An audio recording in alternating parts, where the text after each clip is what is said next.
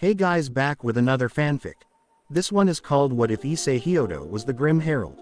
An interesting twist to the original plot. But without further ado, let's begin. Chapter 1. The Solitary. Arc 1. The Huntress of the Moon. A monster. That was what Issei had been called so many times in the past that he had lost count. Perhaps it was his powers that led to this title, or perhaps it was his deeds. When Issei was born, he had no idea of who created him or how he was conceived. He was merely an innocent infant that had been chanced upon by a human couple, specifically, the Hyodo couple. They were a barren pair that longed for a child but weren't blessed with one of their own, so they adopted him as soon as they found him in a forest.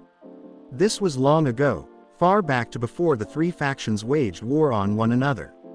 He lived happily with his adopted family, for a time at least, in a secluded home that was far from civilization in Japan. He was relatively normal in most ways, but he had a great gift. He could sense the supernatural, being able to immediately distinguish what was normal and what wasn't in whatever meaning that the word normal meant. One day, in his innocent naivety, he told the wrong person of his gift, and he was faced with persecution by both many humans and several figures of different mythical pantheon in creation. The ones who persecuted him feared him for his ability to expose them, but not only that, Issei had unimaginable power. He could manipulate his energy into so many forms that he was able to smith weapons from thin air, created purely from his own power. That wasn't all. He had the power to destroy literally anything with his chaos magic, which could damage the body and the soul. Those were only two of his many latent abilities. That was only one side of the coin. With the supernatural side, was the mortal side. The evolving times did nothing to lower the tension around him, as humanity had begun to push the supernatural into hiding, where history had begun building its foundations for human society. Even in the modern era, humans were still aware of the supernatural, killing off whatever they feared at the slightest inhibition. This had proven a factor in shaping Issei into a so-called monster. Throughout many years wandering the world, Issei bore witness to so many of the world's sins. Torture, blind murder, human trafficking, corruption, rape, and the crimes and evil acts of living beings had left a powerful impact upon him. All of these experiences had boiled and swallowed Issei in misery, and it eventually came to twist him into a ruthless person, known only as the Grim Herald. An entity that sought to sweep across the world, slaughtering evil wherever he went in a blind crusade of silent vengeance for the innocent. His intentions were noble, but his hatred for evil dirtied his methods, causing him to be as cruel as those that he destroyed. Still, he had a semblance of good in his heart, despite his mind and heart being darkened by the growing days of brutality. He gave a healing touch to the ailed and weak. He fought for them and asked for nothing, nor did he leave traces of his deeds behind, but often, he left fear instilled in those who saw him. It was only after a great battle that he faded away as the Grim Herald and desired for a different lifestyle. The details of what caused this were left unspoken of, as the pain was too great for him to share. Nobody knew what turned the Grim Herald into a softer person, but it was clear that it could be no less than a tragedy. As years passed, the Grim Herald faded from all records and became an urban myth. Oftentimes, he was used to scare children around a campfire to live good and wholesome lives. This led to the modern day. In Kuo, Issei decided to try and live what he presumed was a kinder life. He couldn't lie about his heart aching for the normal life that he had as a child. He retook his old surname of Hyodo and established the identity of a normal man in hopes that he could live on without any more corpses and blood paving a road for him. However, fate was not so kind. Issei lived in a multi-story home that he had built for himself. It had 8 floors, plus 2 underground levels. It spanned to be large enough to fit a suburban block, and was painted white, with a blue roof. It was nothing short of luxurious, but he had only done this out of a whim, having ignored his own strong sense of modesty. He lived the recent number of years as a philanthropist, using his endless wealth aid humanity by erasing the diseases that plagued them, such as cancer and the like. He hated to watch normal people suffer, so he wasted no time in doing this. He also worked on developing new inventions, which sold remarkably well, but he maintained an ambiguous identity, even using magic to force the media to know nothing of him. The last thing he wanted was reporters talking about him on the news. He also engaged in nonviolent acts with the beings of other mythologies, though it was only with close friends that he interacted with. He had befriended several deities, like Odin and Azazel. They were like an uncle and grandfather to him, as they advised him and treated him kindly. In present time, Issei was lazing away at the day. He had just donated a hefty amount of money to a charity that was dedicated to a study of cellular regeneration, so he hadn't much to do. All of a sudden, he got a call from Zeus. He was wearing a white toga, with leather sandals on his feet. He had purple eyes and silver hair, with a large beard that was straight, reaching his navel.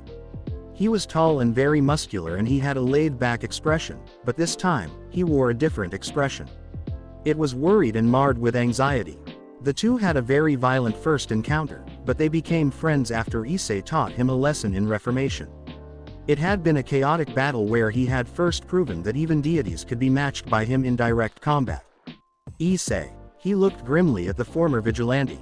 "What's wrong?" he asked, already feeling something wrong in his bones. "I need your help. My daughter, Artemis, she's gone missing. All of the Olympian gods have been trying to find her, but we've no luck. I am sorry to drag you into this, but you're the most dependable person I know. Can you help us look for her?"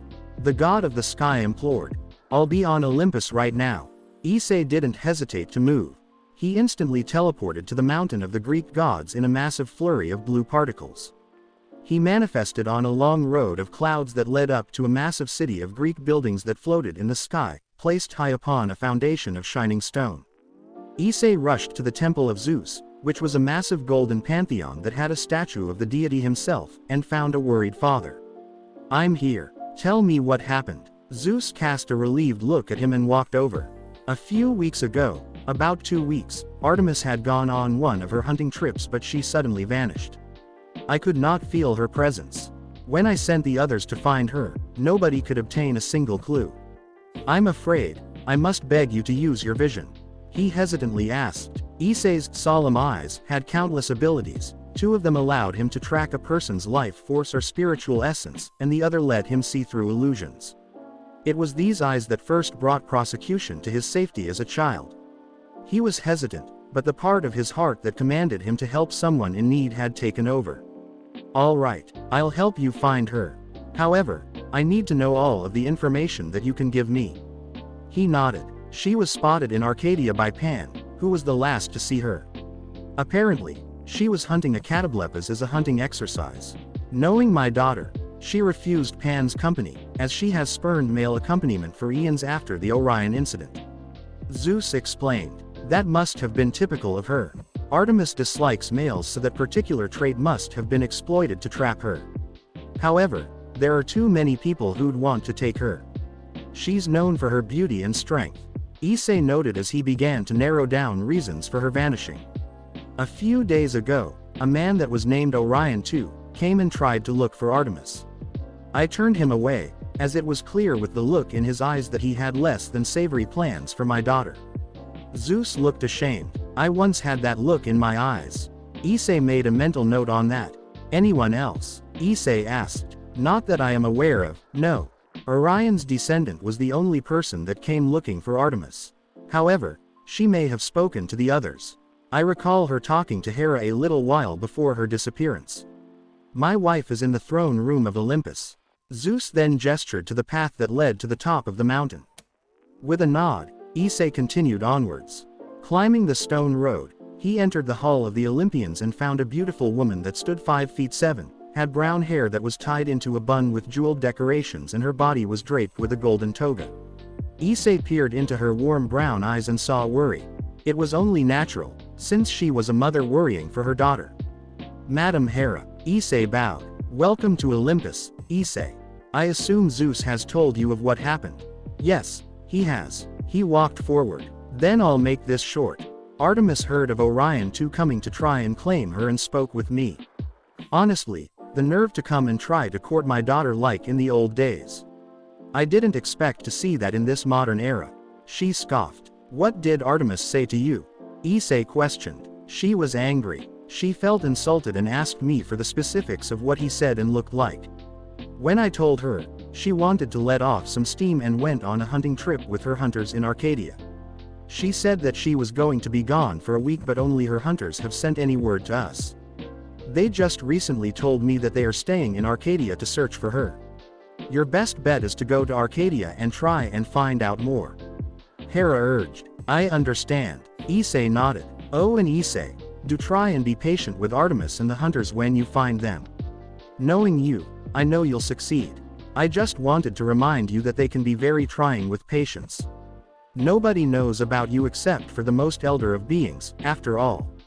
Hera smiled. I shall. With that said, Issei disappeared into blue particles of light, warping away. He reappeared in Arcadia, home of the wilderness god, Pan. It looked like a landscape of forests and plains, bordered by mountains and sectioned off by rivers and lakes. The air was cool and the sun shined kindly in the air, with the soft sounds of animals echoing. Issei looked around and found Pan, walking toward him, or rather, trotted. Issei. He greeted softly. Pan, I assume that you know why I'm here.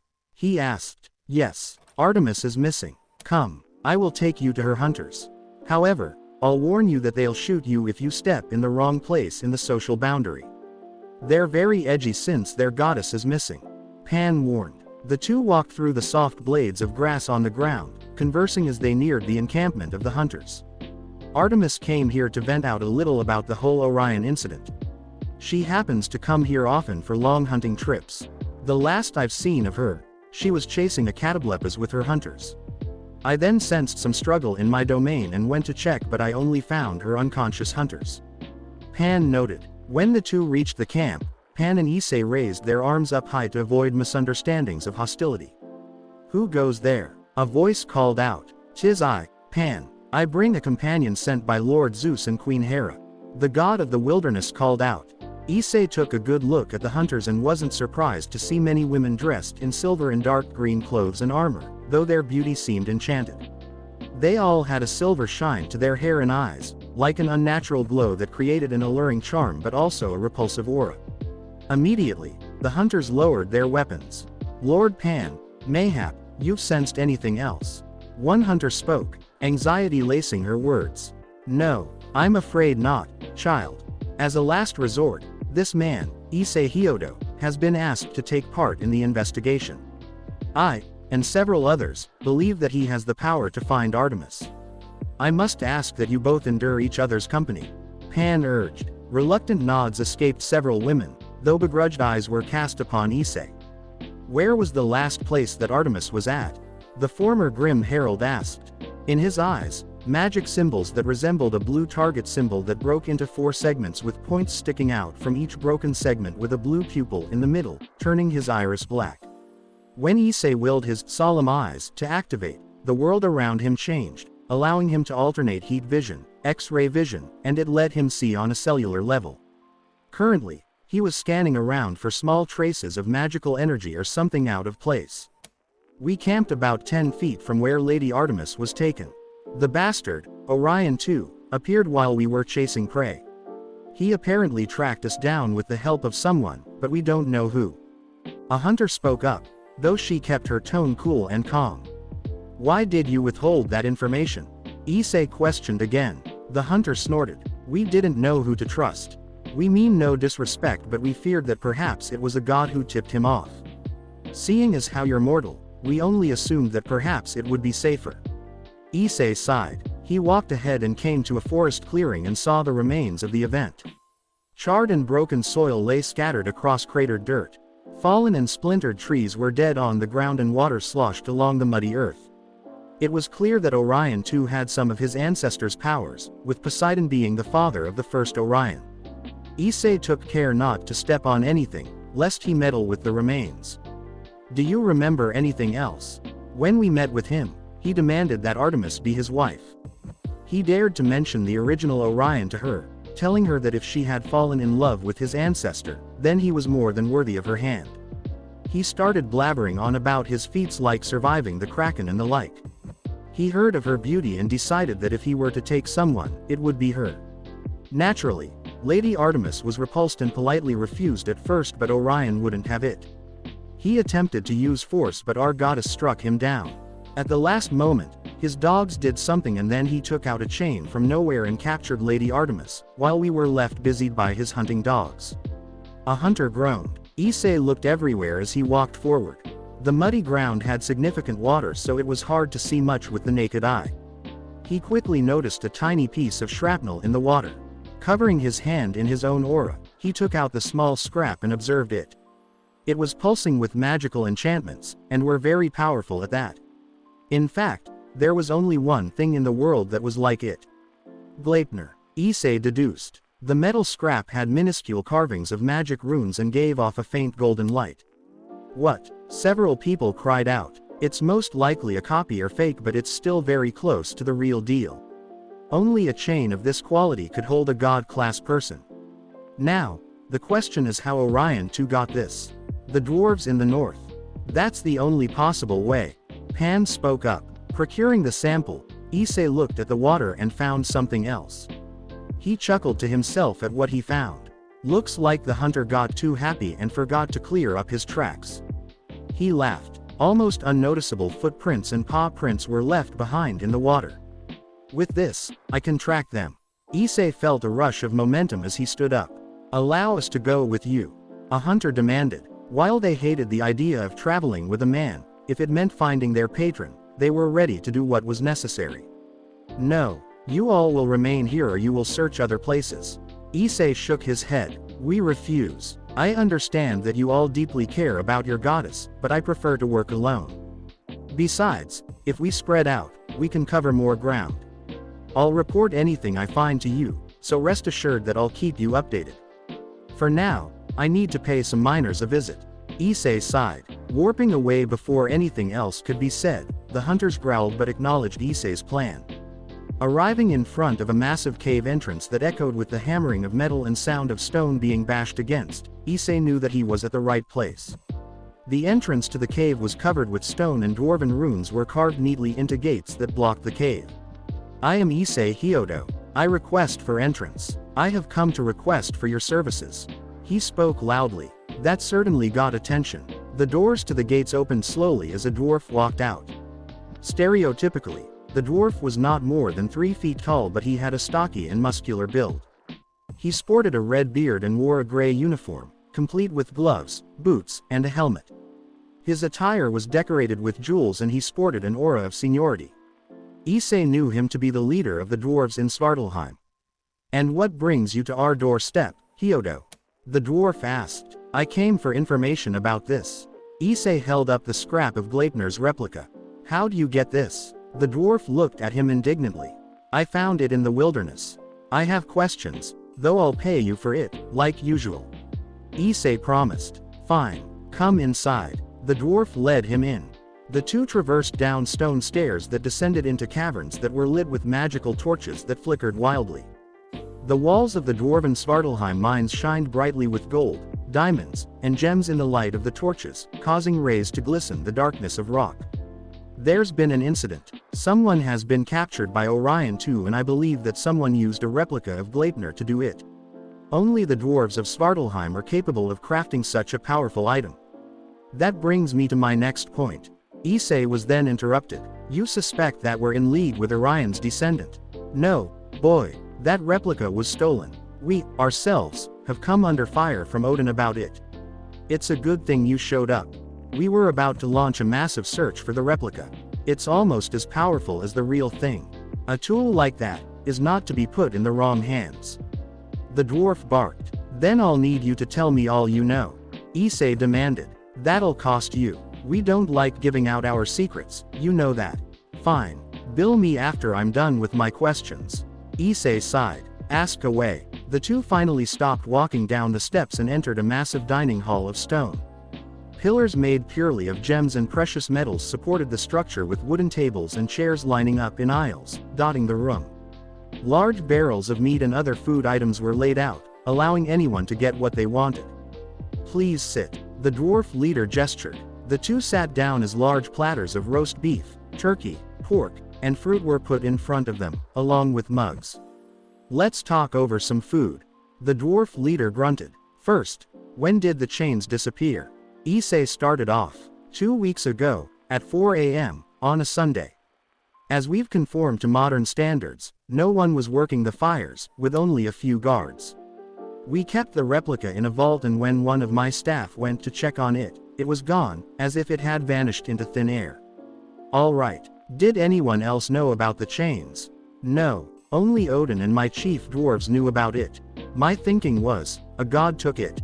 Either that, or a very powerful mage, since it isn't easy to slip past the enchantments of these halls. Has anyone approached you recently? A customer. Yeah, that Orion fellow actually tried to commission work from us, but Odin put his foot down. He threatened to sick Zeus on him if he dared to draw the Norse into a problem. The dwarf snorted. What did he ask for? Where did he want it delivered? He wanted something that was strong enough to bind a god and was willing to pay any price for it. He said the completed work was to be sent to where his ancestor was born, Boeotia.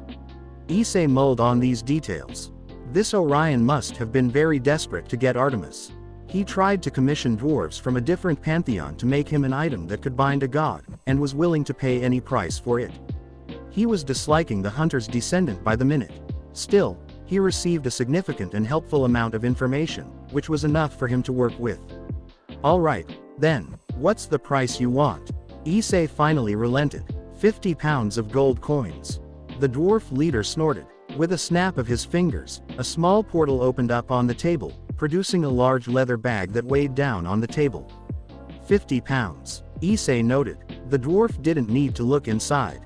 He knew Issei for a long time and never doubted his integrity.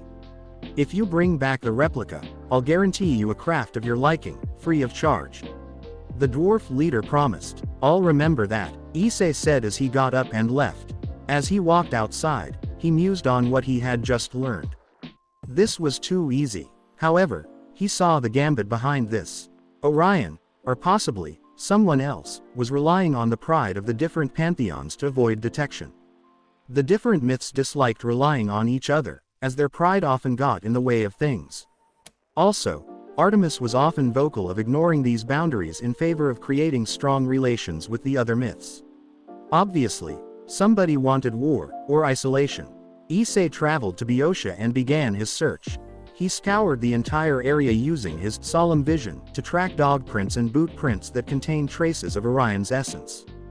Diverting from the city, he was led to the forests near the city. At this point, he had to be cautious. His powers were sealed to a very large margin, so he couldn't afford to be careless. He continued into the woods until he heard growls. He knew them to belong to Greek monsters, but he was able to pick out the sounds of canines. You can come out. I can hear you, Issei revealed. From out of the bushes, brown hunting dogs pounced at him. The dogs were as large as wolves, though their teeth glistened like knives and their eyes narrowed in hostility. Their long claws looked like they could rip chain mail into shrapnel with a single touch, to boot. Issei looked around and found himself surrounded by 6 dogs. Deciding to deal with this quickly, Issei wrapped himself in a blue aura before touching the ground with his hand. Out of nowhere, bolts of lightning blasted from around him, surging through the ground, cracking and zipping above the grass. The dogs were nimble, but they weren't fast enough to dodge lightning. The hounds found themselves shaking and convulsing as they yelped in pain before dropping to the ground, unconscious. Issei turned to the forest clearing and found the sound of metal jingling. He turned and found a brown-haired man with a tan complexion and a very muscular body standing behind him. He had a gold metal tunic with an animal pelt around his shoulders. Gauntlets and steel boots were adorned on his limbs, with several knives, a quiver, and a bow equipped to him. Behind him was a large ivory stone pillar. Chained to it was quite possibly one of the most beautiful women that Issei had ever laid eyes upon. He could only assume she was Artemis, as she had silver hair, light blue eyes, a tiara that glistened with platinum and diamonds, with a moon fashioned from crystal on it. She was dressed in a silver blue dress with damaged armor. Her skin was light and flawless. Her figure was like an hourglass, complete with a very gifted bust. It was bothering Issei to see that her clothes were torn and bloodied. She was covered in sweat and she panted in pain as the glowing golden chains of the Gleipnir replica wrapped around her abdomen. Her beautiful silver hair was messy and stuck to her face. Her arms were being held up by 2 separate chains that conjoined behind the pillar. His mind started to assume the worst, but he had to force himself to remain calm, lest he do something horrible.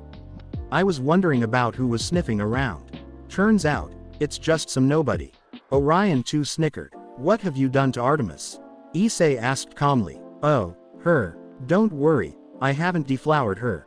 I want to savor breaking her a bit before she relents into becoming my plaything. As the descendant of the first Orion, I believe that I am indeed entitled to wooing her. Orion too chuckled smugly. Women aren't playthings. It's fools like you that are just toys to higher powers. Any woman can be as strong as a man. Gender plays no role in strength nor intelligence. That is an old-fashioned view that is outdated and worthless. Issei retorted. Hold your tongue, plebeian. You know not that you speak to the greatest hunter of all time. I have done something that not even my ancestor could do. I have captured the goddess of the hunt. I have locked freedom and chained her to my whim. What makes you think you could free her or match me? Come. Orion too taunted. That's what you think. I believe you've mixed yourself up with your ancestor. You're just a fool who knows how to throw arrows around. You didn't bind Artemis grandly.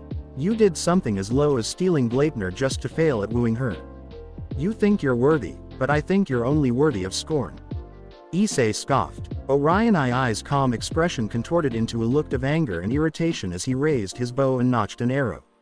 Silence. I have hunted the greatest of beasts. I have proven that I can best a goddess. A lowlife like you cannot possibly be a person worthy of judgment. At least, I'm more worthy than you. Issei chuckled. Losing his patience, Orion too let an arrow fly at Issei, who sidestepped it when he saw the arrow split into several more. A sacred gear, Issei muttered. Indeed, my sacred gear hunting assailant allows me to strike multiple targets or a single target with splitting arrows. Orion too boasted. Issei really didn't see much of a problem with this. On the spectrum of people that he fought, Orion wasn't worth looking at. Orion notched another arrow and fired it into the sky at an angle, predicting the trajectory to be directly over Issei. Standing in a stationary position, Issei heard the whistling of arrows approach from above. Orion looked at Issei indignantly. No matter what, it seemed that Issei wasn't afraid of anything that headed his way. Notching another arrow, Orion fired another volley of arrows. Instantly after, he used his lineage that traced to Poseidon, and manipulated the water under the ground to burst forth from the earth, creating a wall of water behind Issei. The hunter believed that he had trapped him, but he was mistaken. Issei was analyzing the whole situation silently and deduced that what was about to do would guarantee Artemis no harm. For the first time, Issei removed his left hand from his pant pocket and made a backhanding motion through the air. He did this just before the two volleys of arrows descended upon him. Solemn repulse, he muttered, activating his magic. A force field of his blue aura blasted outward, completely destroying the arrows and reducing them to nothing while blasting the wall of water behind him into droplets. Orion was appalled by this. His arrows were sharp enough to pierce through supernatural shielding, yet they were destroyed like paper. Warping in front of Orion, Issei delivered a fist to his face, creating a loud cracking sound as several teeth were knocked from his skull. Orion was sent tumbling through the ground as he rolled without any signs of stopping in the mud. Manipulating his telekinetic powers, Issei stopped him with little effort and levitated him back to him. Readying a fistful of his own energy, or mana, as he preferred to call it, and sent it crashing into Orion's abdomen. Orion felt violent rumbling in his stomach as crushing pain spread throughout his whole body. His bones shook and blood spurted from his mouth as his internal wounds made his body register them. I am the descendant of the greatest hunter. Orion too struggled to breath as he was dropped onto the ground. He struggled to reach for the knife on his belt, but before he could suspect it, Issei delivered a swift blow to the back of his head, knocking him unconscious indefinitely. Knowing his business with the hunter was done, he quickly ran over to Artemis, who had been awake for Issei's arrival. Your father sent me to come find you, he explained. My hunters, are they all right? She asked weakly. Yes, I've alerted them to where you are. They should be here soon. Issei gently spoke as he broke the chains that tangled around her. Normally, Artemis would have been repulsed by being in his presence, but she found that she was too weak to move even a finger. I suppose I owe you my gratitude.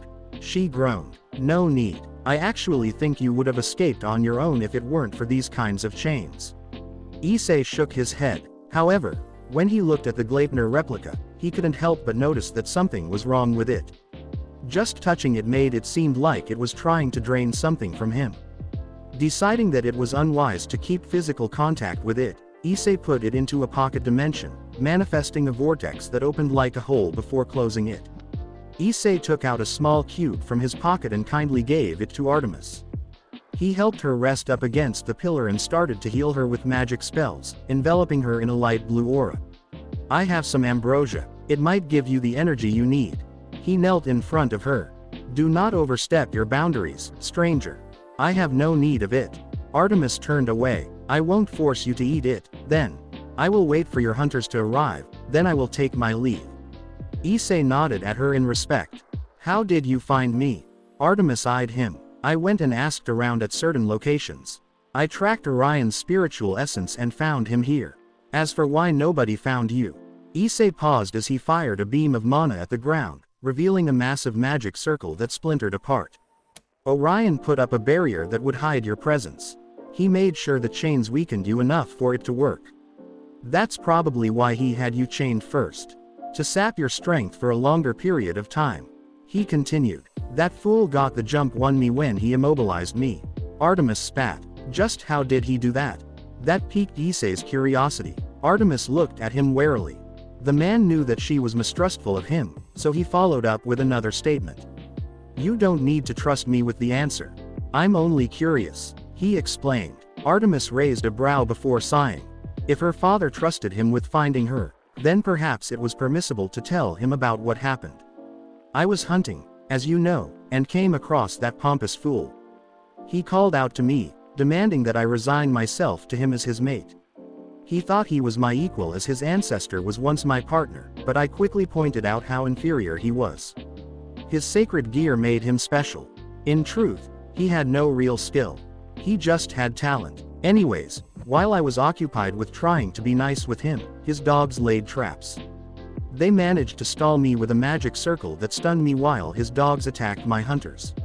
I don't know how he knew such magic, but it was at least god class in power and complexity. Artemis hoarsely muttered. Issei was afraid of that. Somebody was indeed instigating a fight. He then chained me up with those wretched links of metal and brought me here, though he certainly wasted no time in taunting me. I nearly escaped when he let his guard down, but the bindings on me was just sapping so much of my strength. The goddess of the hunt growled. I understand. Those chains were actually odd. They had the capabilities of leeching power from someone, which isn't a trait of the original. Somebody tampered with it, Issei concluded. He had felt a strange energy signature, but he couldn't pinpoint who it belonged to. It felt familiar but different. Suddenly, a magic circle appeared on the ground as several women appeared from it in a flash of light. Lady Artemis, they cried out as they rushed over to her. Giving her hugs and thanking the gods for the safety of their patron, they helped her stand. Artemis turned to look at Issei and gave him a nod. Though you are a man, I will admit that you've done me a service. What reward do you seek? She asked calmly. The hunters of Artemis glared at him, challenging him to ask for something dumb or obscene. Issei, however, didn't care at the moment. Just don't speak of my involvement in this. I'd prefer it if nobody knew that I was here. He solemnly spoke. He then turned to Orion too. I'll be returning to Olympus with this one, so I'll see you there.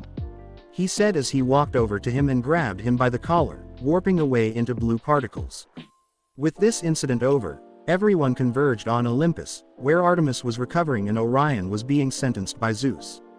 Kneeling in the throne room, Orion too was fully realizing his powerlessness as he was in the presence of the 12 Olympians. So, you became drunk on your talents and dared to kidnap my daughter. It is clear that you forget your place. Death is more than you deserve. First, tell me, who helped you? A mere mortal of your caliber could never have possibly done this on your own. Zeus glared at him. Electricity flickered around him as his protective instincts came in. Orion too could not speak out of fear until Zeus tightened his fist, ushering him to reply. He was cut off as he suddenly stopped mid-sentence. Eyes narrowed as Orion too was suddenly unable to speak. He choked and tried to breathe, but he found that he was unable to say a word. Suddenly, Blood poured from his mouth as he slowly suffocated. His heart stopped instantly within seconds as a magic circle appeared on his head. Many gasped at this shocking action. Suicide, Hermes spoke. He wore a winged hat, a brown sleeveless tunic, brown shorts, and winged sandals. His hair was blonde and his eyes were green and gave a supernatural glow. No, a curse, Athena answered. She had black hair that was tied into a neat bun, with a few bangs running down the side of her face. She had gray eyes and wore a long white dress that had low-hanging sleeves. On her feet were golden shoes, with jewelry decorating her with a necklace and armbands of gold. From who? Hephaestus looked at the curse, but it quickly faded. It's vile, at that. Zeus concluded. The incident had left an uncomfortable silence in the air, as new revelations had come forth and nobody knew any clues or answers. Issei, who was present, had a few ideas, but he knew it would be too impulsive to share them. Anyways, we have a second matter to address. My old friend, Zeus. Grim expression became more relaxed as he beckoned Issei forth, who kneeled. You have rescued my daughter and dealt with that overbearing hunter's descendant. I'd say that warrants a reward without question. Do you request anything, or would you prefer to build up your credit again? Zeus bellowed in laughter. I can't think of anything off of the top of my head. I guess I'll just stock up on store credit. Issei laughed. All right, then. Without further ado, the meeting instantly ended. With his affairs done, Issei left immediately. Unfortunately, he had to go to the outskirts of Olympus to warp out due to the magic surrounding the mountain. He walked slowly down the stairs from the throne room, but he heard a voice call out. Excuse me. A polite phrase echoed, though the tone was cold. Issei turned around and found Artemis walking towards him. Is there something I can help you with, Lady Artemis? He politely asked. Now that she was rested and cleaned up, Issei found that she was even more beautiful than usual. It was breathtaking. Her dress had been repaired. She donned a silver necklace that was connected by a moon-shaped pendant. Her hair was combed behind her back, with several bangs across her forehead.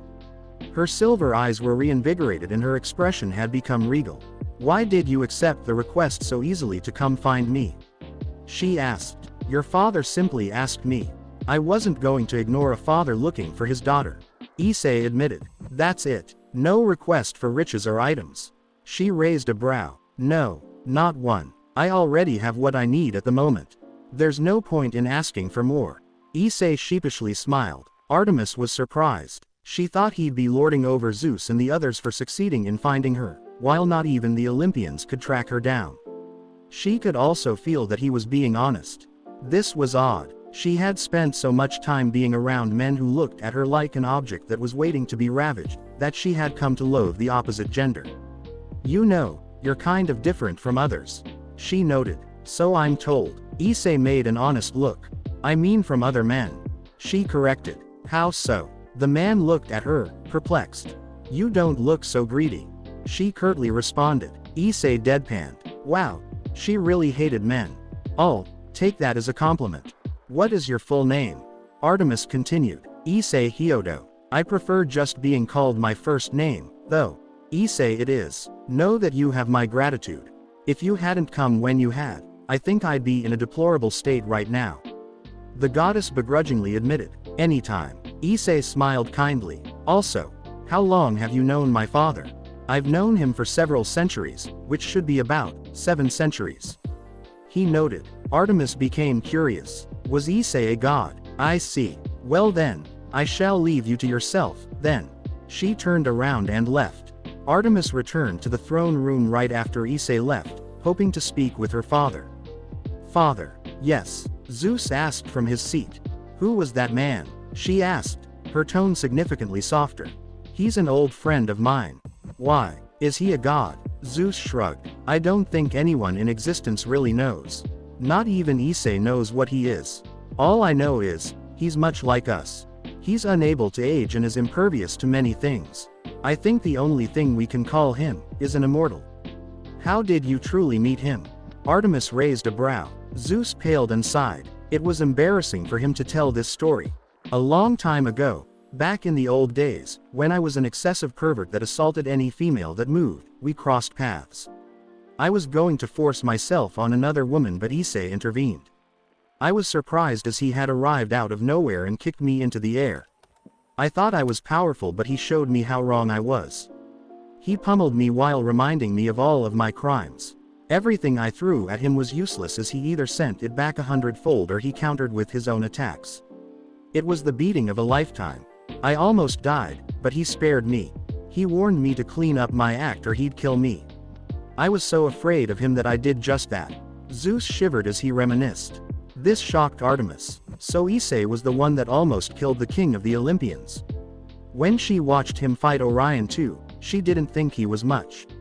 Yes, he was much more than Orion, but still, he didn't seem that strong.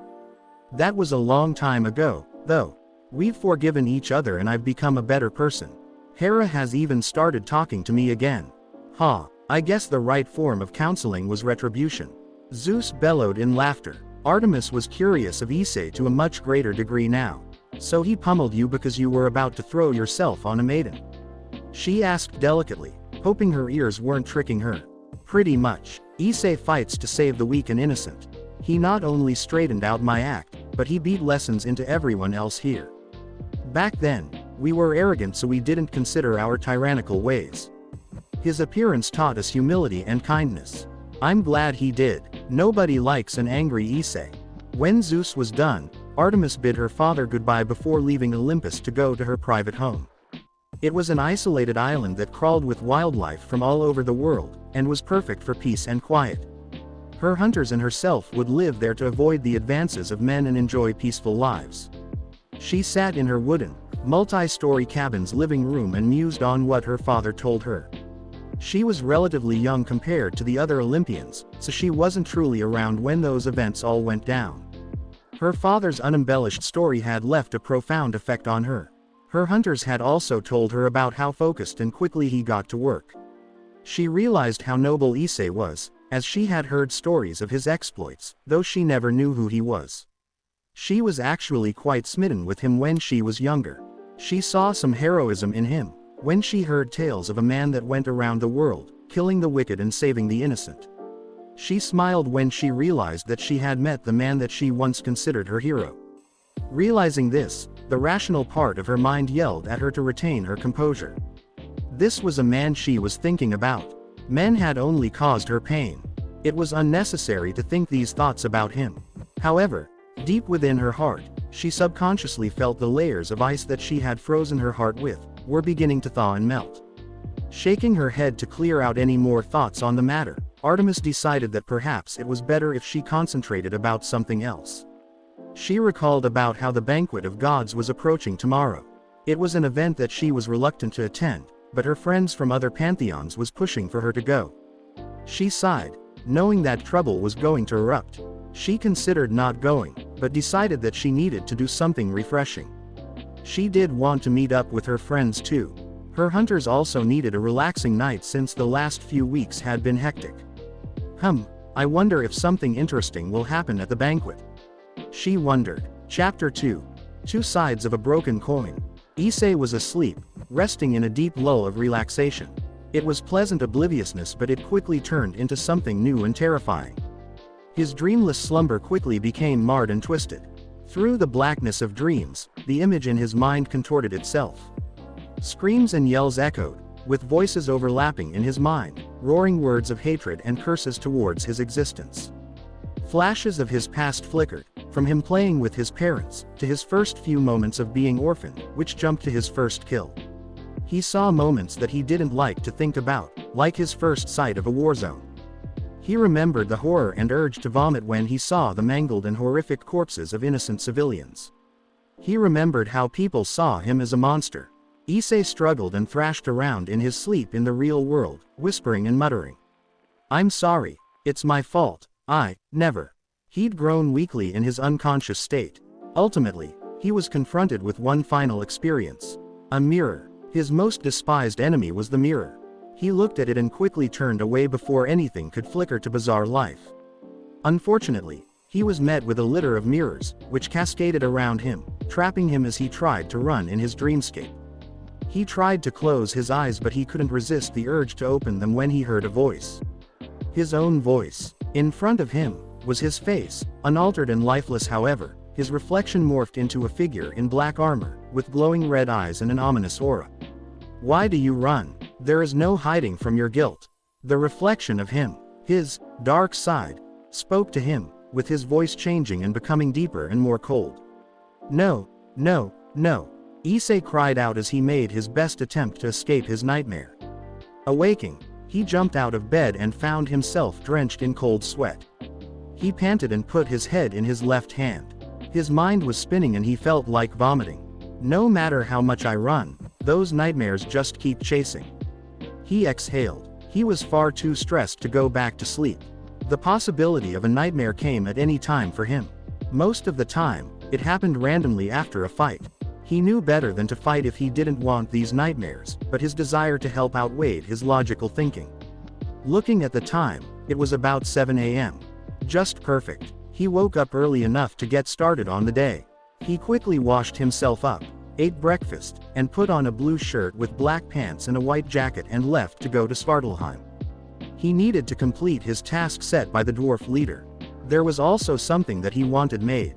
When he handed over the Gleipnir replica, the dwarves wasted no time to secure it and check it for damage. When I touched that chain, it felt like it was trying to absorb my power, like a vacuum. Is that a trait you made it have? Issei questioned. No, it must have been altered by Orion too. The dwarven leader sneered. If there was one thing the dwarves didn't like, it was people tinkering with their masterpieces.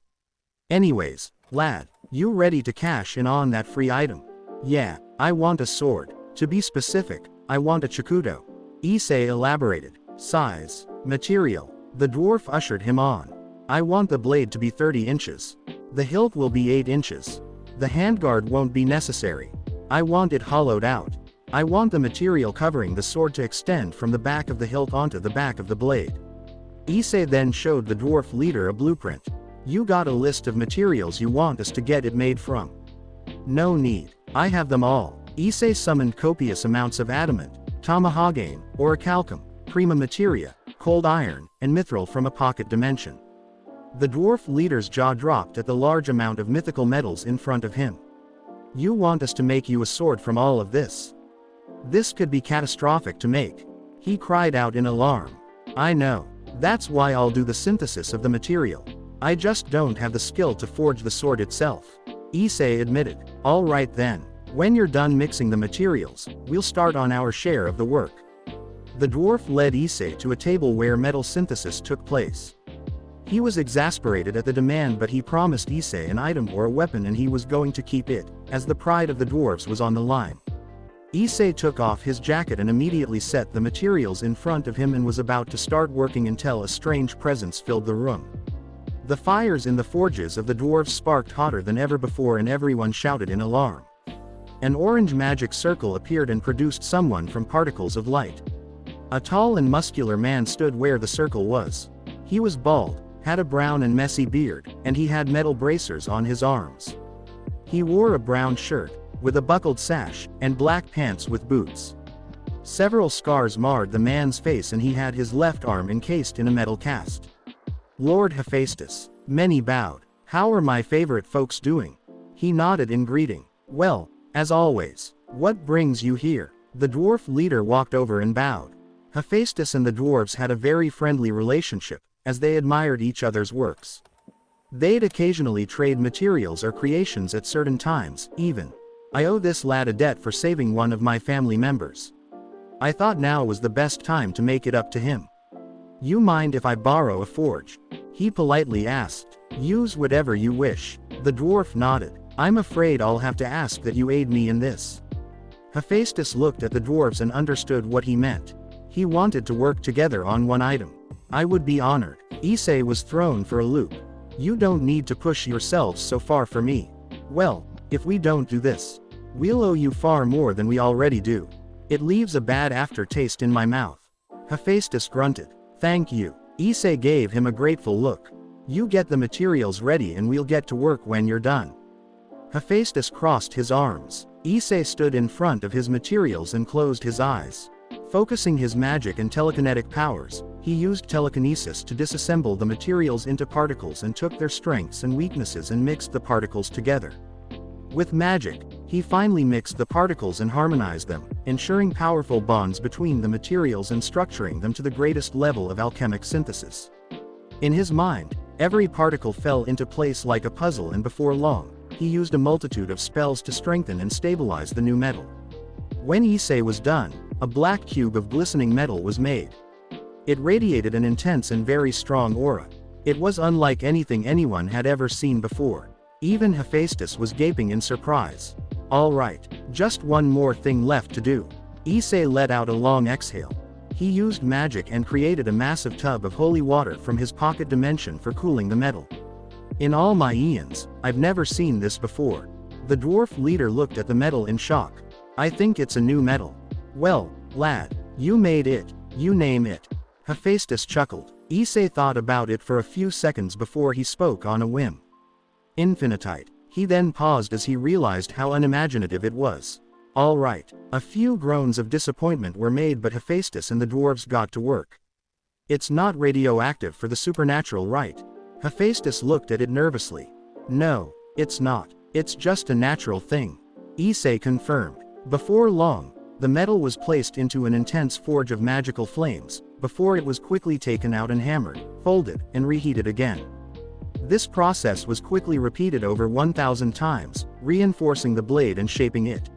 Issei watched in wonder and awe as the skill and experience of the masters of the forge crafted him his weapon. When the blade was finished with hammering, it was submerged into the shining holy water that he prepared. Steam jettisoned from the water as the blade neared completion. Issei, using his magic, wiped away the leftover grime and ash from his weapon and marveled at the sight as the blade let out light that was enough to illuminate the entire room before the light died down and focused into a clear blue aura that revealed a black blade that had magic lines sectioning the blunt side of the sword in a horizontal way. The hilt and sheath followed completion soon after, and Issei had his sword. It was made exactly as he described, and he couldn't have been more proud of it. I can't thank all of you enough for this. Issei sheathed his new weapon and held it with a cherished touch. He already felt a strong bond with the weapon, even though he barely had it for more than a few minutes. If my eyes are right, that sword can't break, nor will it ever dull. It truly is a weapon fit for battle. All you need to do now is name it and test it. The dwarf leader sat down in exhaustion as he drank a gallon of water. Yes, a gallon. Issei saw that some of the infinitite that he made was left, so he raised his new sword and cut down on it. As soon as his sword touched it, the blade instantly parted before it was cleaved in half. Satisfied with its work, Issei now had to give the blade an identity. Yorukiri. It's as dark as the night and is a weapon for cutting. He spoke simply upon instinct. A Japanese sword deserves a Japanese name. Hephaestus nodded. With a sense of accomplishment, Issei had finished his business. Well, that finishes my business here. I'll see you all another time. Take care. Issei bowed and left, returning home. It was there, where Issei had truly completed his sword, however. He placed enchantments upon the weapon that would allow him to materialize it whenever he wished, and placed several more little gimmicks on the weapon. When all was said and done, he showered and changed into fresh clothes and sat down for about an hour to relax until his peace was disturbed again. He looked hesitantly at the purple magic circle in the middle of his room and knew something was coming. His instinct was right when Zeus appeared, wearing a ceremonial toga and formal clothing. This was all Issei needed to know what the god of thunder was going to ask for. Nope, not again. Issei instantly rejected as he got up. Yes, this year, you are going. Zeus spoke with a fatherly and stern tone as he pointed his finger at the young immortal in front of him. Come on, Zeus. The last time I came, the other goddesses eyed me like a piece of meat.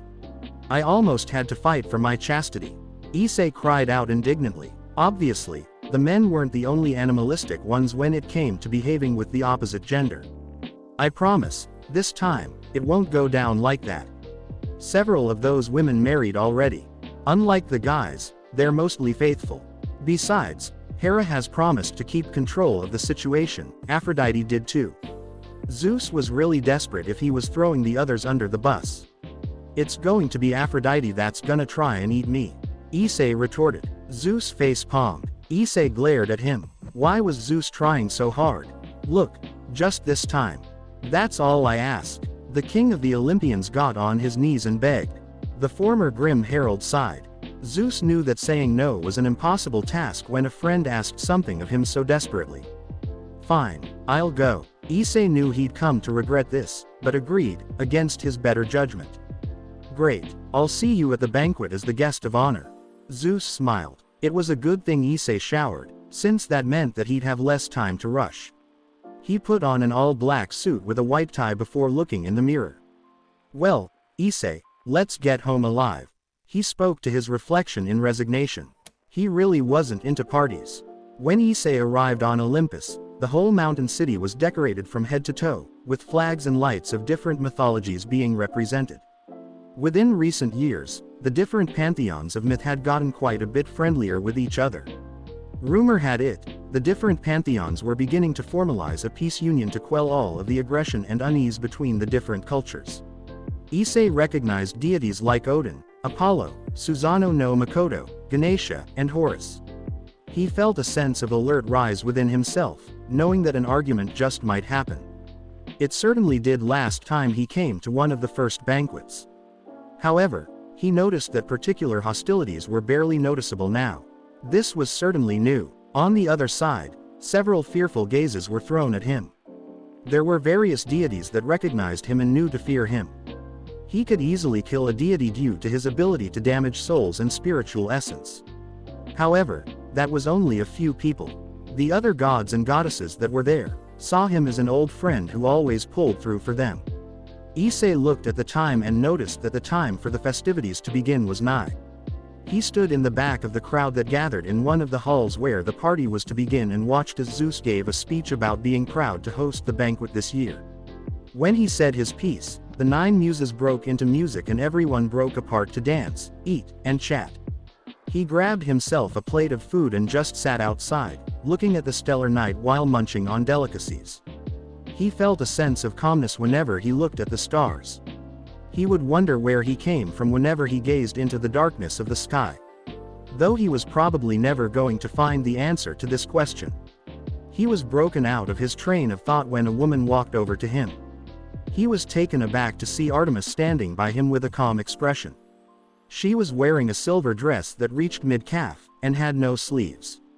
Silver rings were on her wrists and shining pieces of crystal jewelry were draped around her neck. Her feet had silver high heels, which looked like they could tear right into metal. Her hair was tied into a high ponytail with a blue silk ribbon and small touches of makeup and lipstick were touched upon her face. If Issei wasn't so composed, he'd have choked on his food in awe already. Lady Artemis. He gave her a look of greeting. Lord Issei. She nodded. Lord. Issei looked at her in confusion. He was not used to deities calling him Lord. My father told me about you. About how you got so many Greek gods to behave after mistreating their people for so long. Of course, I wasn't around during that time when you did it, but I'm sure you caused a lot of good. Artemis sat down next to him. Her father's tales of Issei had helped her grow some newfound respect for him, as it was clear that there was truth to Zeus' claims. The goddess of the hunt must have been tired of all of the flirting at the banquet if she was willing to sit next to him outside. Is something wrong? He asked. No, nothing's wrong. I just thought that you might want some company. The goddess shook her head. Issei noticed that her tone had lightened a bit and she wasn't as hostile. She even looked him in the eye this time. So your father told me about that incident, huh? It's kind of embarrassing that I had the gall to do that in my younger days. Issei chuckled nervously. Well, it certainly saved Uncle Hephaestus from putting him in a net to improve his behavior. Artemis noted. So are the men inside trying to woo you? Issei asked and then froze when he realized that he probably put his own foot on a landmine. Artemis only sighed and nodded. There's that, and my father has asked me to come out here. Upon that cue, Zeus came out of the crowd and smiled at the two. Ah, good. I was hoping to talk to you two where no ears could reach us. He said as he snapped his fingers and put up a barrier. What's going on? Issei raised a brow. We've got a problem. Zeus made a grim expression. Is it about Lady Artemis? Issei felt a bit of cold sweat go down his spine. Yes. Artemis remained silent, but a look of indignation and resignation was marked on her face. It looks like Orion did more damage than we anticipated. When he bound Artemis, he must have done something to her because she has lost much of her power. A significant portion of her godly powers has been sealed. Zeus spoke with a solemn expression. Sealed. Issei immediately looked at Artemis and had indeed noticed that the luminous light that radiated from her had died down to a normal look, as if she were normal. I'm still able to use several abilities, but the power to manifest anywhere and create anything has been locked. If I were to give an example, I'm like a low-tier ultimate class devil at the moment. I don't know what's been done to me, but I suspect that it was when I was unconscious that Orion did something. The goddess of the hunt sighed. This was a new low to her. She remembered her days as a demigod, and felt so similar to those times. She felt so weak and vulnerable and felt no reassurance in the fact that she was now open for misfortune to strike. So, you are still able to fight and all of that, right? Issei continued. Yes, but my level of power is greatly reduced. If I were to fight with my father, Zeus, I'd be defeated easily. Artemis confessed. That brings me to my next point. Issei, would you protect my daughter until we learn of what's happened to her? Zeus looked at him pleadingly. Issei had to blink a few times to process that question. What? Her hunters are indeed capable of protecting her, but not against all threats. I don't want to risk her getting captured again, so I beg of you to protect her. Unlike other men, you won't take advantage of her. I know that for a fact. Zeus attested. I'll judge that. Artemis mumbled. I'm not sure, Zeus. You know that. Issei's expression briefly changed to conflicted one. I know this is selfish. But, I just want to protect my daughter. Too many people lust after her beauty and strength. We gods are often too lax with our carnal desires, and we do things that we tend to regret. I don't want to let my daughter to fall victim to people like my former self. Zeus got on his knees and looked Issei right in the eyes. Issei sighed and turned to Artemis. Lady Artemis, I am aware that you despise men. Are you truly okay with this? I am willing to do whatever is necessary to protect you, but the question is of your consent. Artemis was silent for what seemed like an eternity. Deep inside, her tragic experiences told her that it was a bad idea to go with Issei, but she realized the truth of what Zeus was saying. She was extremely vulnerable now. That was a definite target for exploitation. Against her logical self, she nodded in agreement. I am willing to go with you, but rules are to be made. She narrowed her eyes. Very well. Issei nodded. Splendid. I am so grateful that you both agree. Zeus instantly smiled that his daughter's safety was guaranteed. What are the arrangements? Issei asked. I shall stay with you. Nobody in this modern era knows of who you are, so others won't think of attacking wherever it is that you live. If that is your wish, but what about your hunters? Issei nodded. I have to go into hiding for a bit, so I've informed them. Though they aren't happy, they've accepted the arrangement and shall spend their time taking a break from hunting. If people see them hunting without me, they'll suspect something. Artemis concluded. That pretty much settles all that I wanted to say. Issei, I really can't express how much I owe you for always coming through to help me. I'm a king among gods and yet I can't even do anything. I'm a sad excuse, aren't I? Zeus chuckled sadly. Issei shook his head. We're friends. I'm happy to do whatever I can for my friends. You're a king and you have to ensure that order and stability are present in your domain. If people began to suspect of Artemis' condition, they'd pounce at the chance. Don't worry about this. The former Grim Herald then turned to Artemis. Lady Artemis, I am sure that you are unhappy with this, but for what it's worth, I promise to do what I can to help you. I know that you are stronger than people assume, but if there's anything I can do, just ask. Artemis nodded as she sipped her wine. Then that settles everything. After the party ends, Artemis shall depart with you. Zeus sighed as he felt a terrible burden fall off of his shoulders. Excuse me, I need to do something very quickly. I'll be back. Issei got up and left, leaving his plate behind. Father, if I'm to do this, please tell me all that you know of that man. Artemis looked at Zeus sternly. Where do I begin? All right. As you know, Issei has a powerful sense of righteousness, correct? The goddess of the hunt nodded. Well, in the old days, Issei was known as the Grim Herald. Artemis snapped to look at him in alarm. What? I thought he was a myth. Shish. Zeus looked at her and put a finger to his mouth. Calming herself down, Artemis returned to being silent. How he came to be or how he got his powers, nobody knows. All I do know is that he faced persecution from humans and the supernatural, causing him to become twisted and hateful towards vile and truly wicked people for a long time after he finally snapped. He became a being of vengeance and retribution.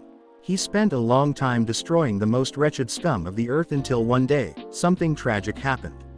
Nobody knows what happened. Whatever the case, it caused him to throw away his identity as the Grim Herald and he adopted a life of philanthropy and atonement.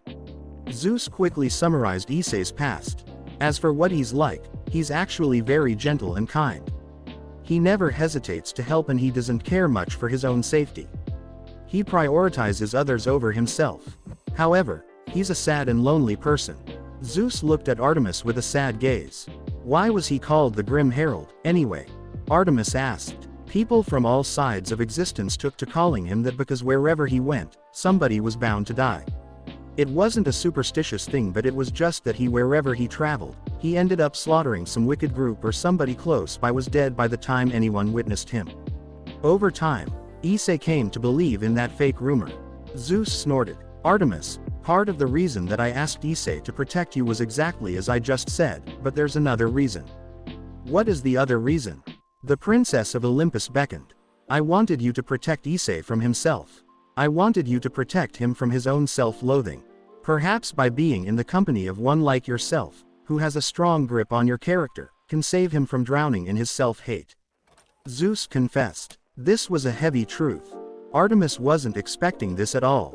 Issei must truly be suffering if her father was requesting something like this of her. I'm not asking or telling you to do anything. I'm just suggesting that you just be around him. He's gone his whole life being alone. Maybe someone to be around will reverse some of the damage done to him. Artemis was normally repulsed by men, but for some reason, she found that this was a hard thing to decline. At the least, she didn't have to get out of her comfort zone for this one. I'll see what I can do. I'll make no promises, though. She nodded. You're my most dependable child amongst the gods. I think you'll barely have to try in this endeavor.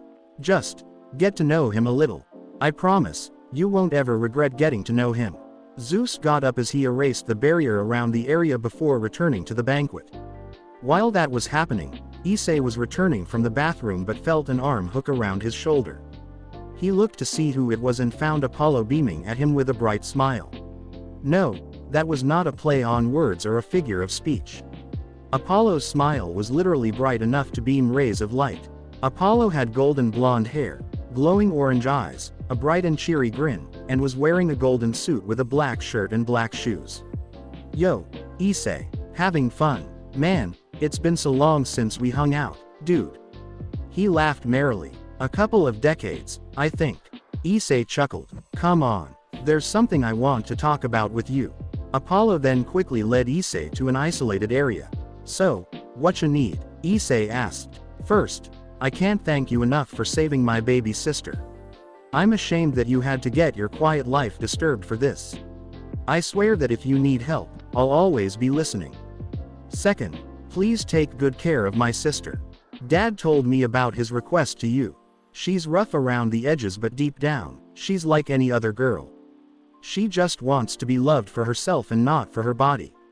Apollo looked sad for a moment, then made a bitter smile. Say, do you know the story of what happened between her and the real Orion? And I mean the actual story, not the textbook ones. The sun god looked at the former Grim Herald. Enlighten me. Issei nodded. A long time ago, Artemis wasn't as wary of men as she is now. She actually enjoyed the company of anyone who proved sincere in the life of the hunt. One day, she met a mortal that was excellent with a bow and arrow, almost like us. That was the original Orion. They traveled around as partners and hunted many creatures, and over time they grew closer. Artemis even developed a crush on the mortal hunter. Soon, they went their separate ways after a small falling out about Orion's growing ego. Apollo made a displeasured face as he continued. His pride had grown so large that he boasted about his plan to kill all wildlife on Earth. He truly wanted to do it too. This brought him great wrath. One day, he came across a massive scorpion battled the massive monster before it stung him. The creature was sent by Gaia, who became desperate when the creatures of the wild begged her to stop his senseless crusade. The scorpion's venom had an unanticipated effect. Instead of killing him, it made him unleash his hidden intentions. He tracked down my sister, and attempted to assault her against her will, but he failed. She tried to reason with him, but he wouldn't stop.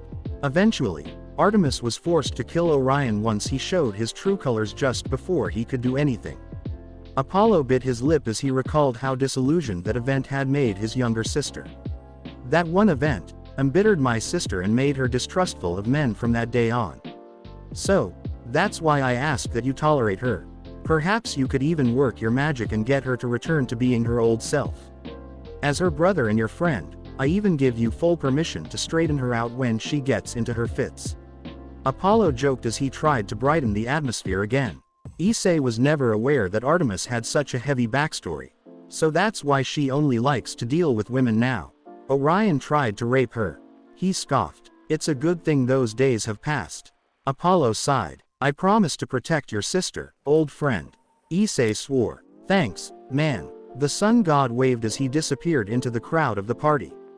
When Issei returned to Artemis, the two of them looked at each other differently, much to the other's obliviousness. Sorry, somebody I knew came up to me.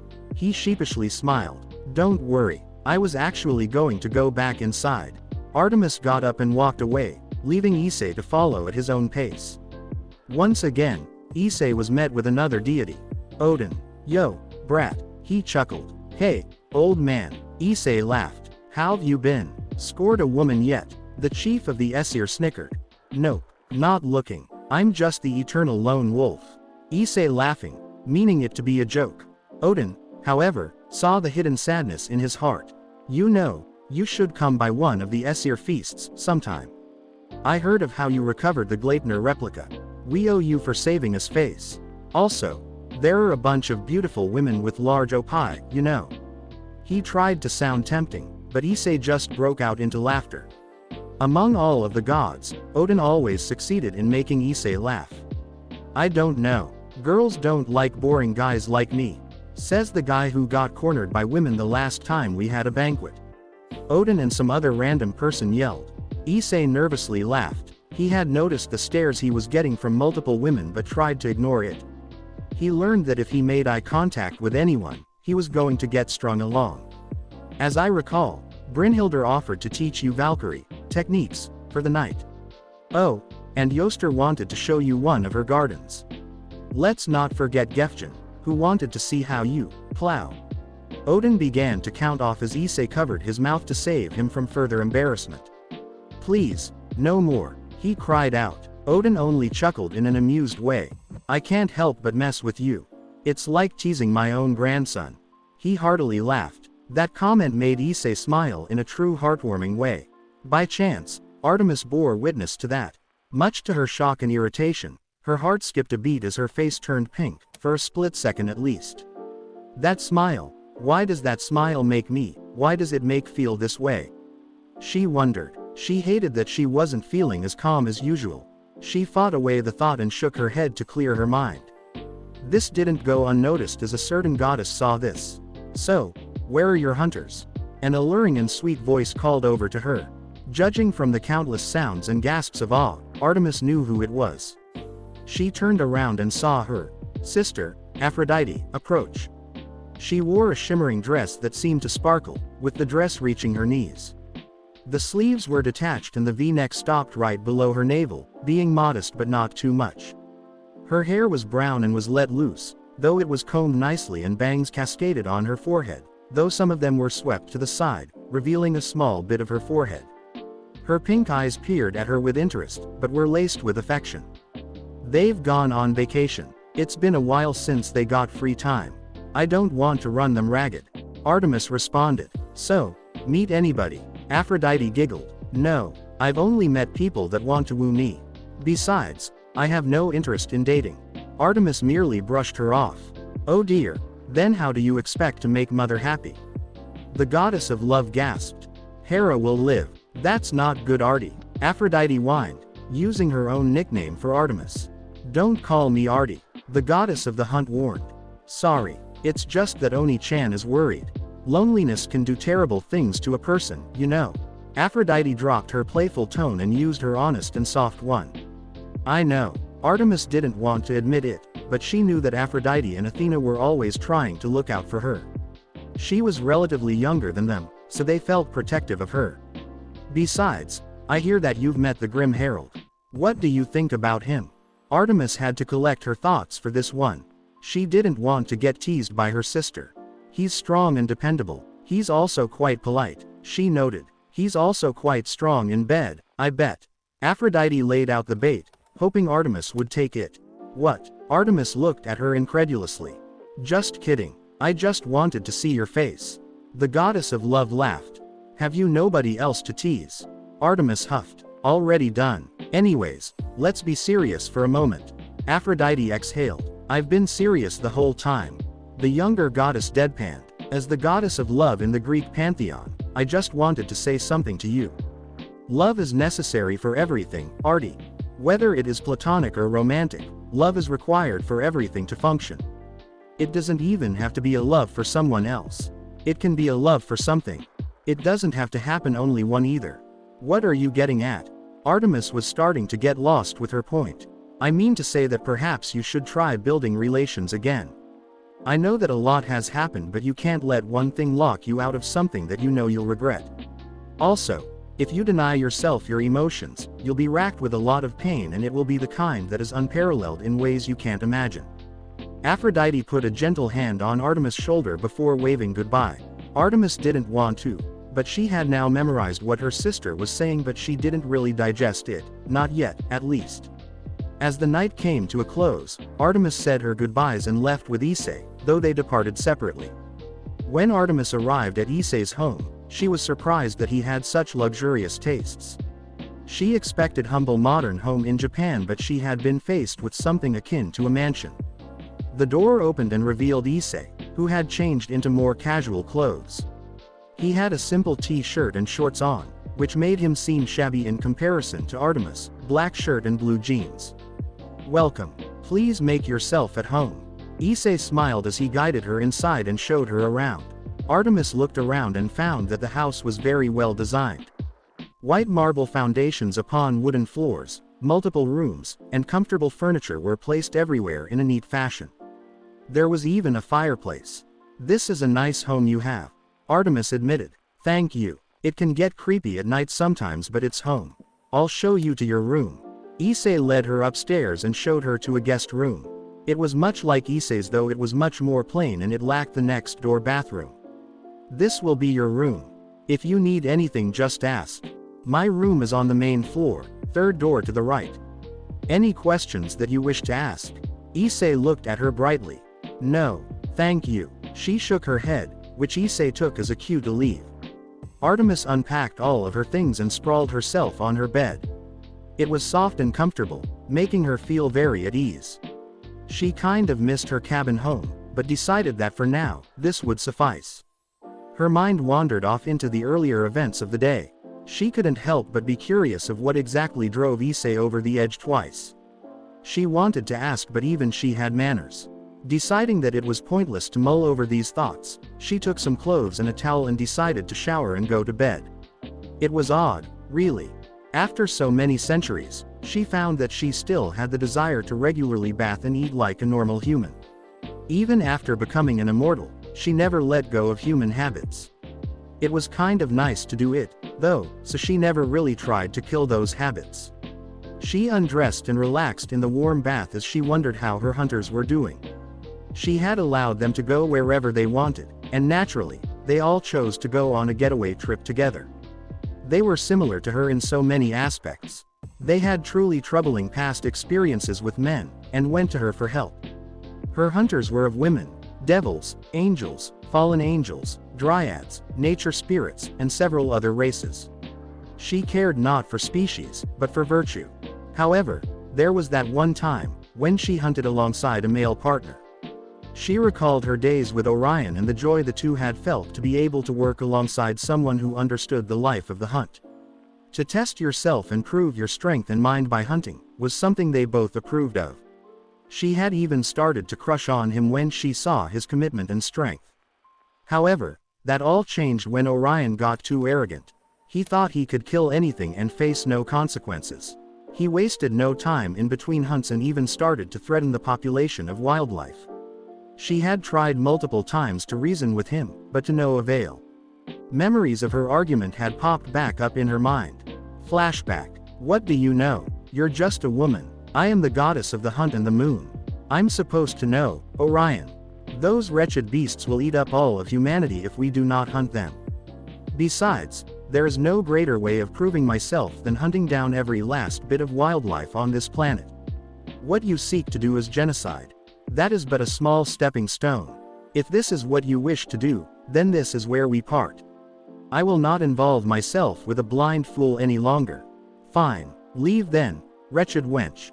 Artemis sighed. Perhaps if she had taken a different choice of words, Orion might have been saved from the scorpion. The next time she saw him, things had gone even worse. She remembered how she was traveling in a forest at night until she came across him during camp. He had appeared from out of the bushes like a wolf walking towards a sheep.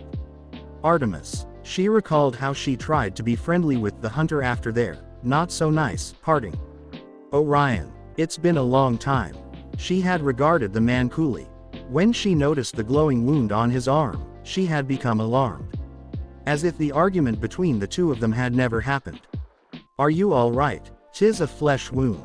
Nothing more. He chuckled. Allow me to heal it. She had wasted no time in dressing the sting, but for some reason, the green glow never left his right arm. It pulsed like an infected infliction. At the time, she didn't know that it was the power of Gaia's poison, whose abilities outweighed her. I spent a long time trying to find you. I figured that there was something that I had never did to show you how I felt about you. He spoke softly. What would that be? Artemis looked at him shyly, unsuspecting of him. Her present self couldn't help but scoff at how much of a gullible person she was in the past. She had been so entranced by the times and beliefs of love in her era that she didn't think to suspect that something was wrong. I've come to claim something that I should have, a long time ago. The hunter stared at her with a look in his eyes that practically screamed and told her about what he was referring to. Tell me what it is that you want. She looked at him hopingly. I want you. He curtly spoke. What? She remembered how her young and naive heart had been swayed by his calm and deceitful demeanor. You are the most beautiful. Of all of the women that I have met, you are by far the most beautiful and enchanting person I've met.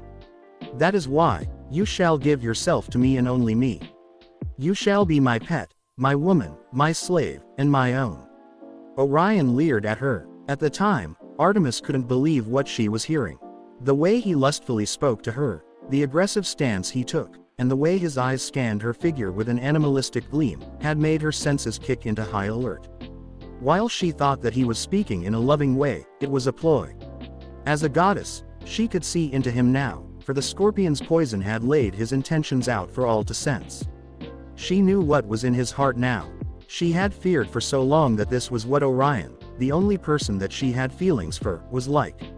She feared that he was like any other carnal and savage man who wanted to ravage any female that moved. She felt her heart crack when she realized that when he looked at her in the past, it was the look of a beast stalking its prey and looking for weaknesses.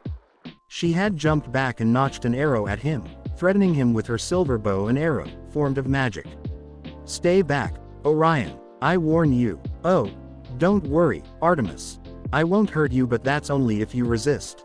Just submit yourself. Besides, what can a little girl like you do? He had taunted her. Her feelings had forced her to hesitate. Her mind had spent too much time trying to find a way to reason with him, but it was clear to her that all her time with him was a lie. It was heart-rending and painful for her as her image of the hunter shattered in her mind and in her heart. Orion, you mean to tell me that all this time, you just lusted for me? She demanded an answer. Of course. He stepped closer and closer as Artemis backed up. Don't make me do this, Orion. Her voice cracked and tears began to well in her eyes. To think that her first time growing feelings had ended up this way. What, are you crying? Biwahahaha. That's so typical of a woman. This is going to be fun. Orion rushed at her. At that climactic moment, Artemis knew that if she didn't fire her arrow, something horrible was going to happen to her. She steeled her heart and froze it as she let the bolt fly, hitting Orion in the chest as it blasted him apart into dust. That arrow had contained all of Artemis' rampaging emotions, creating an attack that was stronger than she had intended. When Orion had disintegrated, Artemis had sunken to her knees as tears spilled from her eyes. They stung, as they reflected the pain in her heart. The young maiden had vowed from that day onward, that she would never love again, for she had seen that the exceptions that she believed in, were merely naive delusions. Flashback end. Artemis sighed in exasperation. It had been centuries since she really recalled about what had happened in the past that it made her feel bitter and particularly melancholic. Deciding that she had been in the bath long enough, she got out and dried herself off and slipped into a silver nightgown that had 2 straps and no sleeves. The hem of the gown reached her knees, which prevented her from showing too much skin but keeping her comfortable. When she exited the bathroom and went to her room, she felt a soft rumble under the ground, catching her alert attention. She hadn't felt something like this in a while, not since the last banquet of the gods, where a swift rumble happened. Heading to the basement, Artemis took the elevator and found herself looking in a darkly lit room. The floor was white, but at the center of the room was Issei, who was quickly training by himself. She observed as she watched him maneuver out of traps that fired powerful beams from magic circles that would have burned and injured a high-class devil. He somersaulted and flipped into the air before using magic to kick off from the air, using it like propulsion, bouncing to another spot above ground as attacks missed him. Artemis wondered if Issei trained like this every night. When he landed on the ground, he rolled and jumped away from the spikes that shot out of the ground. Before long, he drew a black sword from his side, Yorukiri. Issei had been wanting to see what the sword was capable of so that he would be better able to fight with it in the future. He deflected one beam of magical power and sent it ricocheting into one magic circle, breaking it. He quickly whirled around and knocked away a massive blade that was sawing right at him, making it spin away and smash through 4 other magic circles. With smooth and fluid movements of his wrist, he spun his sword to both sides, cutting 2 magic circles in half before spinning around and causing a destructive whirl that cleaved cleanly through the magic circles that attempted to lay siege upon him. Artemis wasn't in much awe as she had seen more vibrant displays of power, but she had to admit, his skill and experience was easily visible in his swordplay and footwork. This man was definitely used to battle. He could predict and sense incoming attacks before anything could touch him and even ricocheted some targets to hit each other. Satisfied with knowing that Issei was someone that she could trust to have her back, Artemis returned to her room, leaving Issei to continue training in silence. The moon goddess laid in her bed that night, deciding to finally sleep, as she had learned enough for one day. It was the first morning since Artemis had come to live with Issei. She found that the bed that she slept on was far more pleasant than she had expected. It was so soft and warm that she could have slept all day in it. Much to her surprise, she was thrown for a loop when she looked at the clock. It was 10 a.m. She never slept in this late. Under normal circumstances, she was the first one to wake up amongst her hunters. This was odd indeed, her first day in a stranger's home and she was already acting sloppy. She washed up and straightened her appearance, changing into a white t-shirt and black pants. All of a sudden, a sweet smell entranced her nose. The smell of maple syrup and cinnamon tickled her nostrils, causing a pleasant feeling. The goddess walked downstairs and found the dining table littered with different dishes of Greek cuisine. Different Greek pies, fresh bread with butter, ham and salami, and a selection of vegetables were laid out. The food was cooked to perfection, with the sight and smell stimulating her appetite. Issei, who was taking out the last of the bread, was putting them into boxes and packaging them. He heard footsteps and turned around, smiling at Artemis. "Good morning. I forgot to ask what you'd like for breakfast, so I tried my best to cook Greek food. I hope you like it." He walked over as he set the last plate of fruit down. "I'm fine with anything, really. As long as I'm not eating something strange," Artemis admitted. Noted. Issei went back to the kitchen and started to put the packaged food into bags as the doorbell rang. The master of the home carried countless bags of packaged food to the door on a large dolly tool. Artemis wondered what he was doing with so much food, as she was sure that he could literally feed an entire city with that much food. "Good morning, sir. We've got the delivery truck ready to go to the orphanages and homeless shelters." An enthusiastic voice was heard from the door. "All right, I've got the food fresh and warm for the people here. I'll help you load them up." Issei's voice reached her ears, causing her to stop chewing and listen even more closely. The orphanages and homeless shelters can't thank you enough for your donations, sir. It really means a lot that you keep helping out. The delivery man's heartfelt tone held no acting nor lies, though Artemis took it with a grain of salt. Glad to help. Issei spoke passively, though he did sound happy. For about 15 minutes, Issei was outside, packing up food and loading it into a truck, before finishing and returning inside. He sat down at the table and ladled food onto his plate. "How is the food?" he asked curiously. When he was met by silence, he looked up to see Artemis looking at him in a calculating fashion. Did he do something wrong? Was she offended that he sat at the same table? Now, Issei just felt awkward as he felt as if he did something and wasn't aware of it. Artemis was looking at him and wondered if he was just acting to look good or try and convince her that he wasn't a bad guy. She knew she was being crazy, but her paranoia had become an instinct around men. She had softened around him greatly, but she was still wary of him. She disliked that she was acting so cold to a nice guy, but she just couldn't help it. "It's great," she passively remarked. "I'm glad." Issei sighed with relief. "So, what do you do when you're not helping other gods out?" Knowing it was a bad idea to lie to Artemis, Issei recounted his recent activities. "I usually invent and research into things. I also donate to various charities and philanthropies. Like," the goddess urged him to continue, "I create machines and electronics, like holographic projectors, satellites, antivirus programs, scanners, prosthetics, etc." He listed off. Interesting. Artemis had to admit she was impressed. She saw some of the trinkets and products of science in Issei's basement, so she knew there was a basis in his story. "May I ask what you do, Lady Artemis?" "I mainly train my hunters and hunt down supernatural threats in my pantheon. I occasionally deal with human problems too, like catching criminals," she passively remarked. Issei looked at her in upgraded respect. "I see." Soon enough, the subject moved on to a new topic. "Do you often interact with human society?" Issei asked delicately. "Not really. I am aware of the times, but I don't mingle with them often." "Would you be interested in going out to the city later, then?" Issei wasn't so sure if he should have suggested that, but he didn't want Artemis to feel like a prisoner here. She had every right to go where she wanted.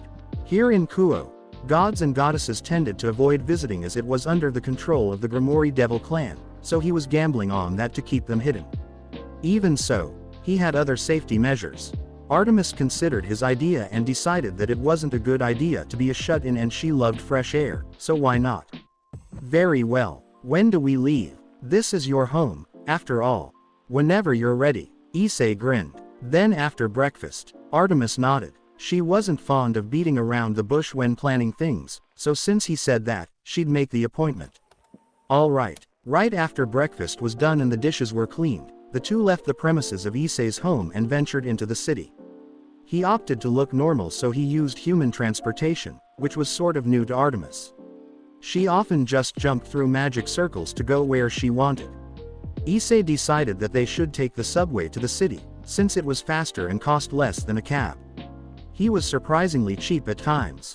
The first stop for the day was to show Artemis where to shop for specific things. He took her to the shopping district and showed her the grocery stores, the clothing shops, restaurants, bookstores, electronic stores, and of course, the mall.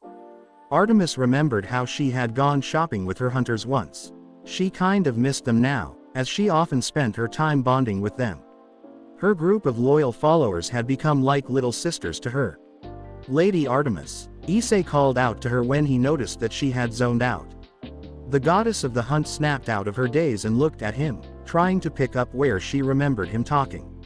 "Yes," she absent-mindedly responded. "I was wondering if you wished to go anywhere, in particular." For a moment, Artemis thought about it. What was the first thing she ever wanted to get in Japan?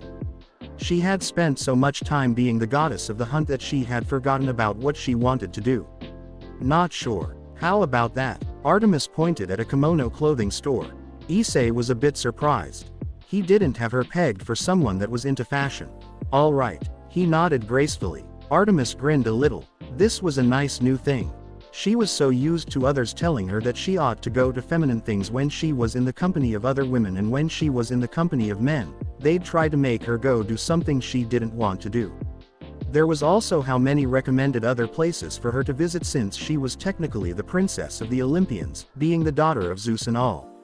Issei seemed to prioritize her opinion and desires, and he didn't force her into anything, nor did he act like she was weak. She was starting to understand why Zeus had so much approval of him. They entered the shop and a saleswoman walked up to them. "Ah, welcome. Is there anything I can help you with?" She greeted them politely. "We're just browsing around right now." Artemis courteously smiled. "Let me know if you need anything, then. Just to inform you, we also do custom designs for yukatas and kimonos. Since it is spring, we also do season-themed designs as well. Have a good time looking around." The lady then walked away to work the register. Artemis was fascinated with the numerous yukata and kimono, with some being white with pink cherry blossoms and blue with white lilies. She had never taken the chance to wear one before, as she rarely left Greece for too long to experience every bit of culture out there. They let you try on anything that strikes your fancy. "The changing rooms over there." Issei pointed to a selection of rooms down a hall. "I see," she said as she spotted a silk kimono. It was silver blue and had dark blue flowers cascading on it. It was accompanied by a dark blue obi sash, with even a hair clip. "I think I'll try this on." Artemis took it and went to go change into it. "I'll be waiting." Issei spoke as he did just that. Artemis was a quick learner, so she almost instantly knew how to put the outfit on by herself.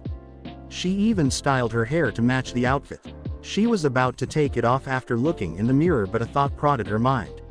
Why not go and see what Issei thinks? She was warming up to him, yes, but she wanted to push him and see just what kind of man he was underneath his gentle and polite exterior. She knew it was wrong to test him like this, but her paranoia refused to leave her be. She walked out of a changing room and appeared in front of Issei. When he looked at her, he paused. He looked at her, flabbergasted. His jaw dropped, but he forced himself to close his mouth so that he didn't look stupid. He slowly analyzed the image in front of him, though he was sure that he would never forget it as long as he lived. Artemis' hair was tied into a ponytail by a blue ribbon, with a silver hair clip with an ornamental moon decoration on it. Her hair had bangs enhancing her face, with a few strands of hair framing her head. Her kimono was expertly wrapped around herself. It certainly accentuated her large bust, but it didn't outline her too much to look tight. It gave her a sense of modesty, but it didn't hide just how developed she looked. "How do I look?" Artemis asked. Issei had to shake his head and recover from his daze before answering. Well, I think you look unbelievable." Issei cleared his throat. This was not the reaction she expected. She couldn't help but break into a smile and giggle uncontrollably. "Ahahahahahaha. What was that?" She tried to talk in between laughs. This definitely hit Issei by surprise. This was the first time that he had seen the goddess smile and laugh. It was truly breathtaking. His breath hitched in his throat and he stopped to take a good long look at her. Her happiness and positive reaction to his embarrassing stupor did something to him. His heart skipped a long series of beats. Her beauty wasn't the only thing charming. It certainly was not her godliness that was charming him either. It was her smile and laugh. I meant to say that I think you look unbelievable." He spoke, though he still was in a daze. Artemis finally took a deep breath and calmed down, though her face was pink from the laughing. She wiped a tear from her eye. "You're just saying that." "No, I really mean it. I think you look especially beautiful when you smile and laugh." He gave a goofy grin before he realized what he just said. Artemis' face remained pink, but it was not a lingering effect of laughter. She could literally tell that Issei was being honest, as she could read his eyes. There was also the fact that nobody had said something besides her being beautiful. No man had ever bothered to say what made her beautiful outside of her looks. Well, thank you." She blushed as she looked away. "Wow, you really do look excellent in that kimono. The blue brings out your hair and it hugs you just nicely." The saleswoman nodded with approval. "See." Issei nodded in confirmation. "I'll take this one, then." Artemis turned to the saleswoman. "Understood." Artemis went to go change back into her old outfit, and when she came out, she heard the register typing away.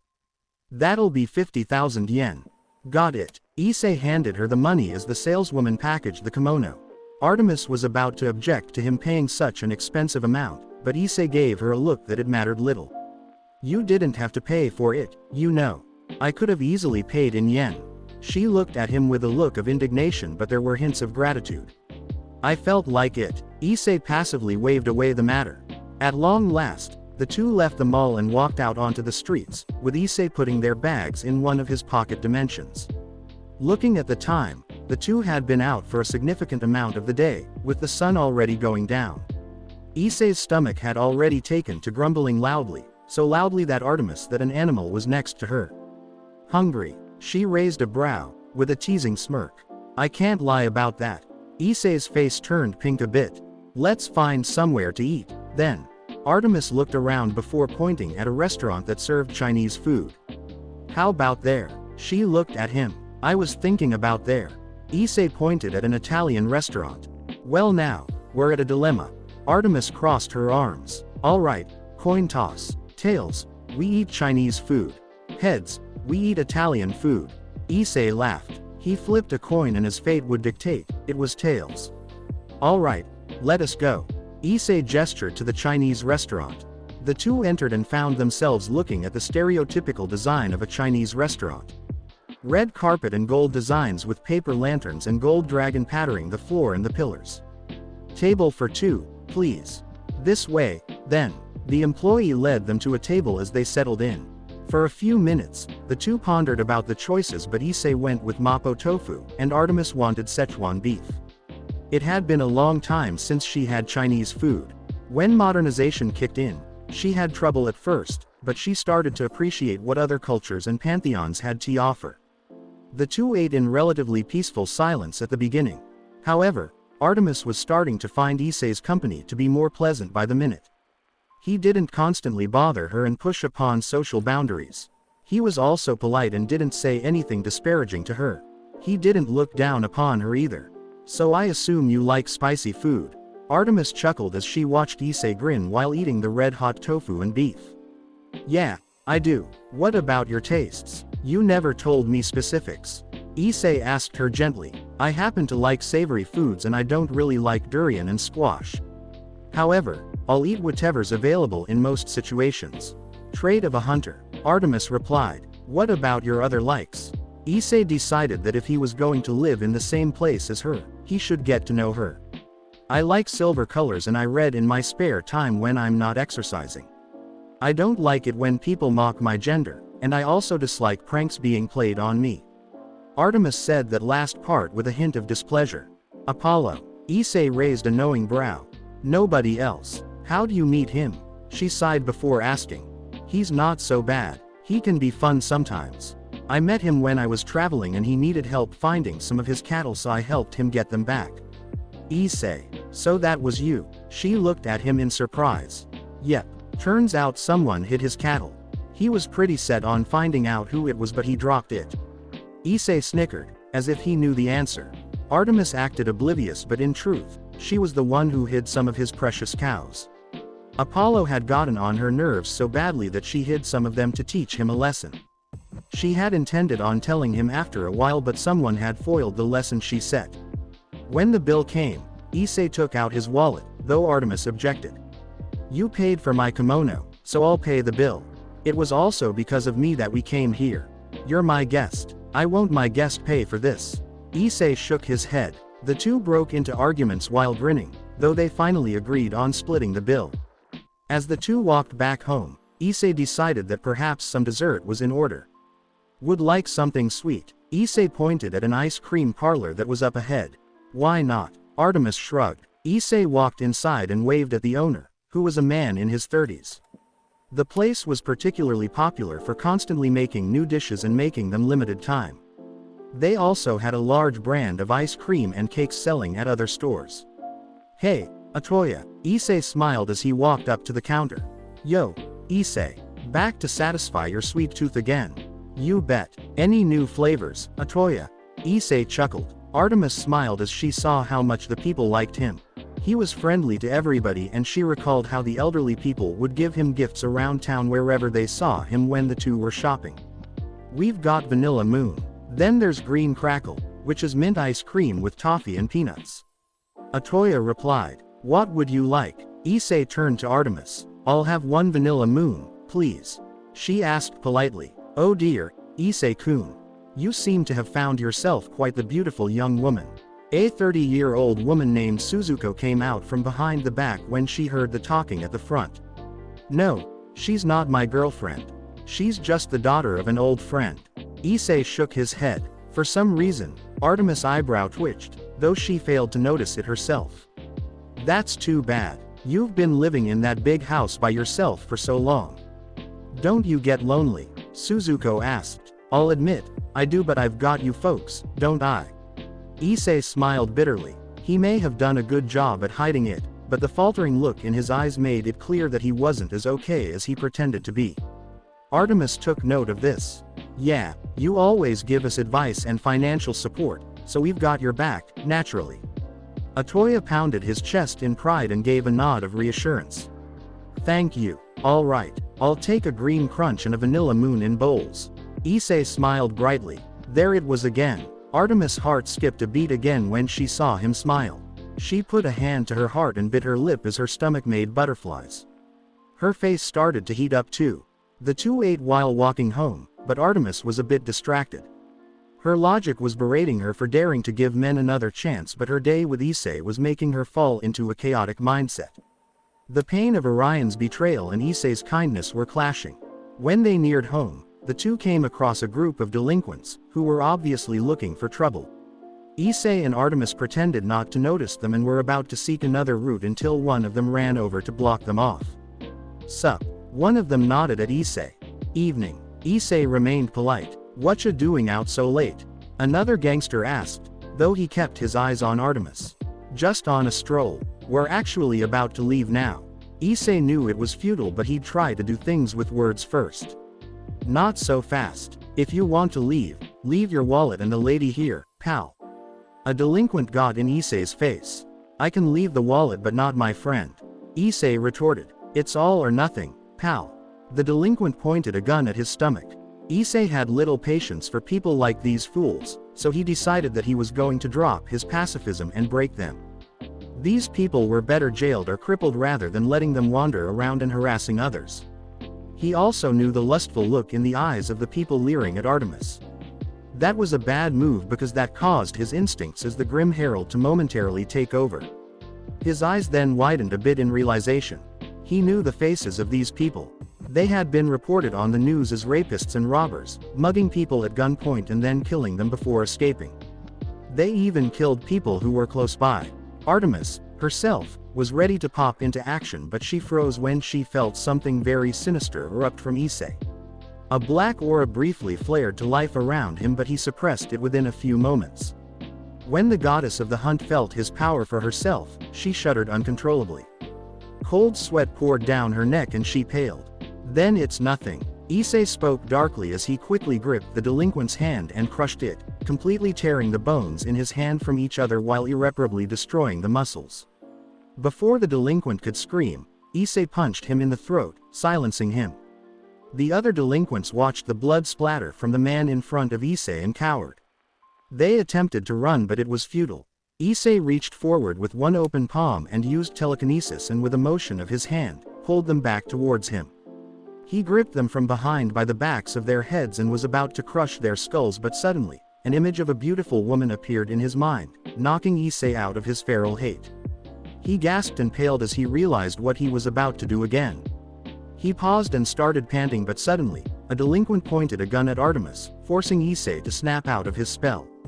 He used telekinesis to twist the gun and prevent it from firing. Even as a bullet escaped, he froze it in midair. With one violent action, Issei's darker part of himself took over. He crushed the heads of the delinquents, leaving bloody and gushing messes on the ground. Artemis looked at Issei in shock. She hadn't expected to see savage brutality of this level from him. A part of her even recoiled when he looked at her.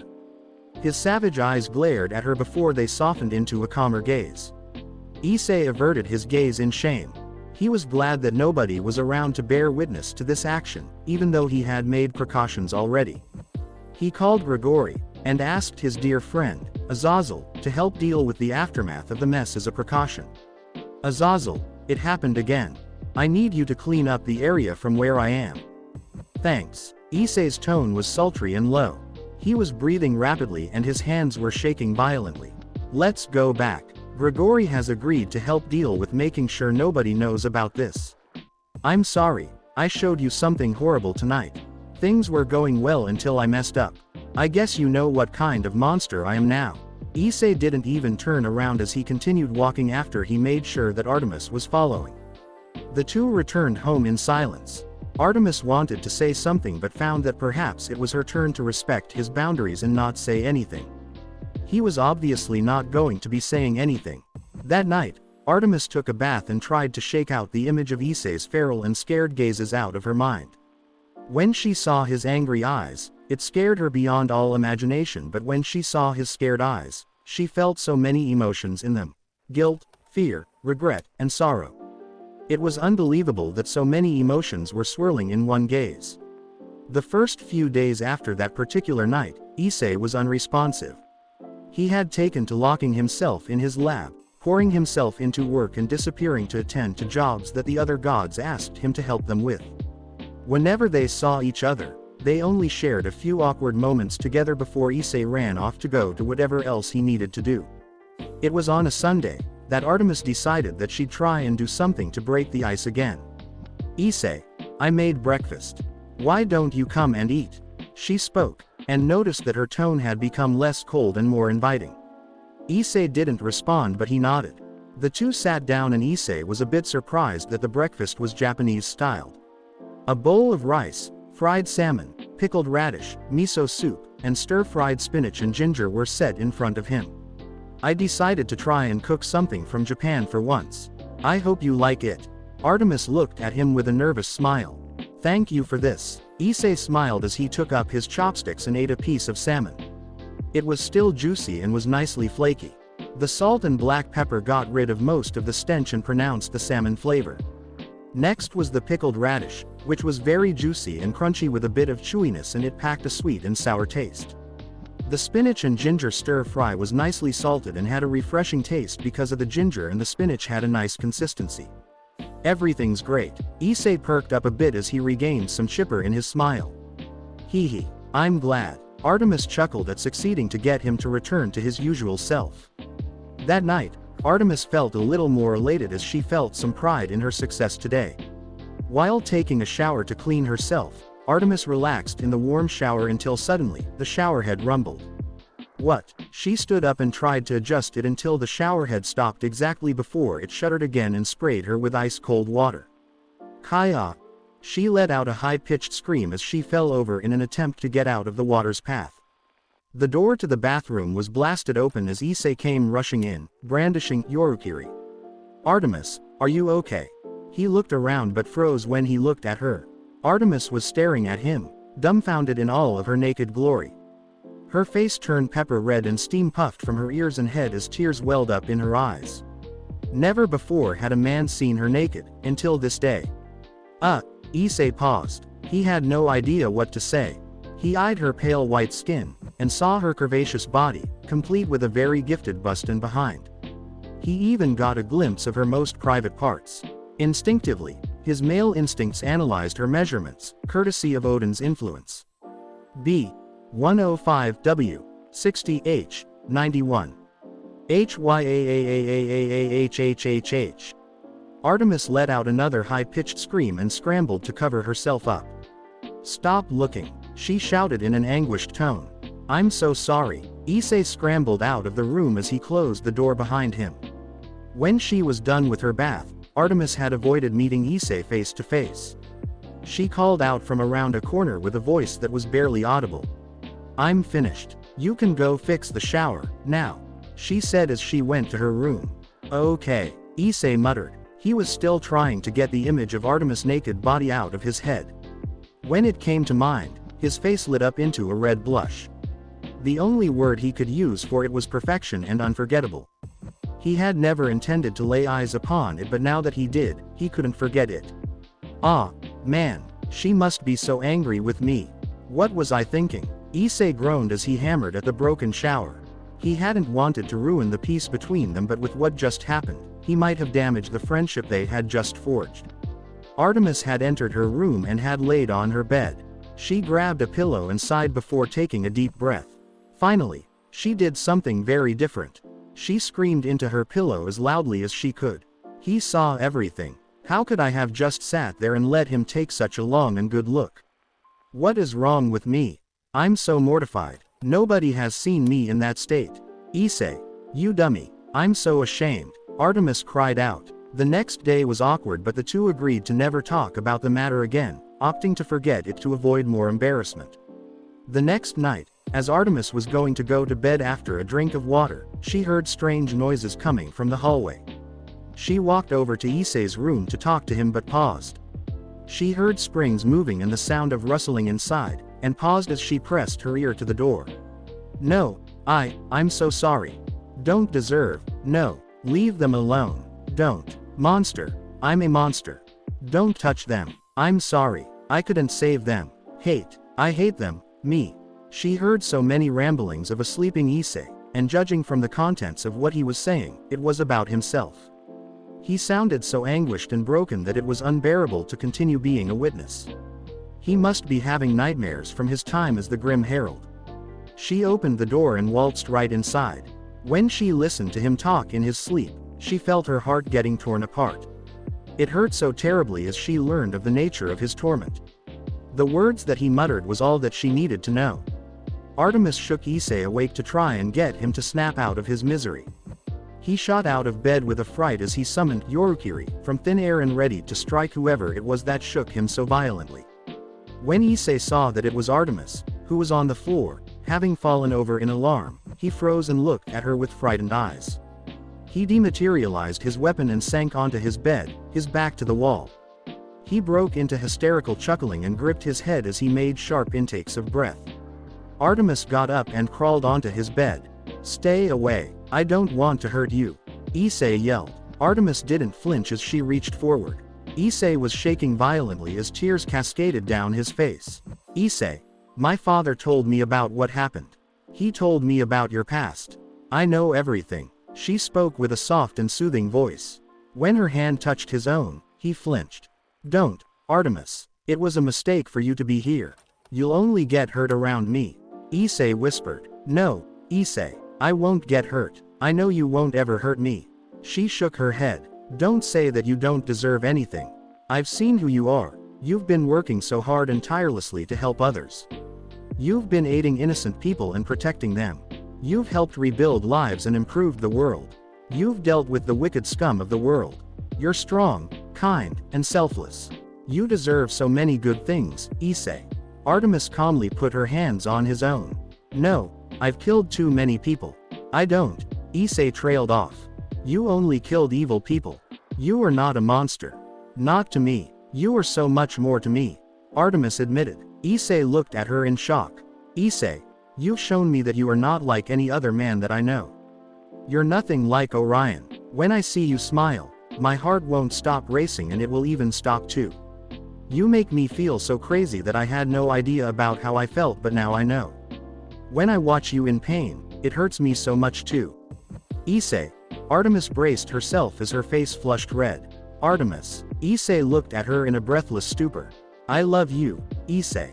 I've fallen so in love with you that for the past few days, it's been driving me crazy. I keep thinking up is down and left is right. I tried to suppress, but I can't deny anything anymore. I love you so much that it hurts, Issei. Artemis poured her heart out, causing Issei to stare at her in blank disbelief. Issei couldn't deny that the more time he spent with her, the more madly he fell for her. He decided that if he didn't speak, he'd suffer forever. Artemis, I love you too. He admitted. Artemis made a teary smile that was so elated that her heart sped up so quickly that she thought it might burst from her heart. I'm so happy, Issei.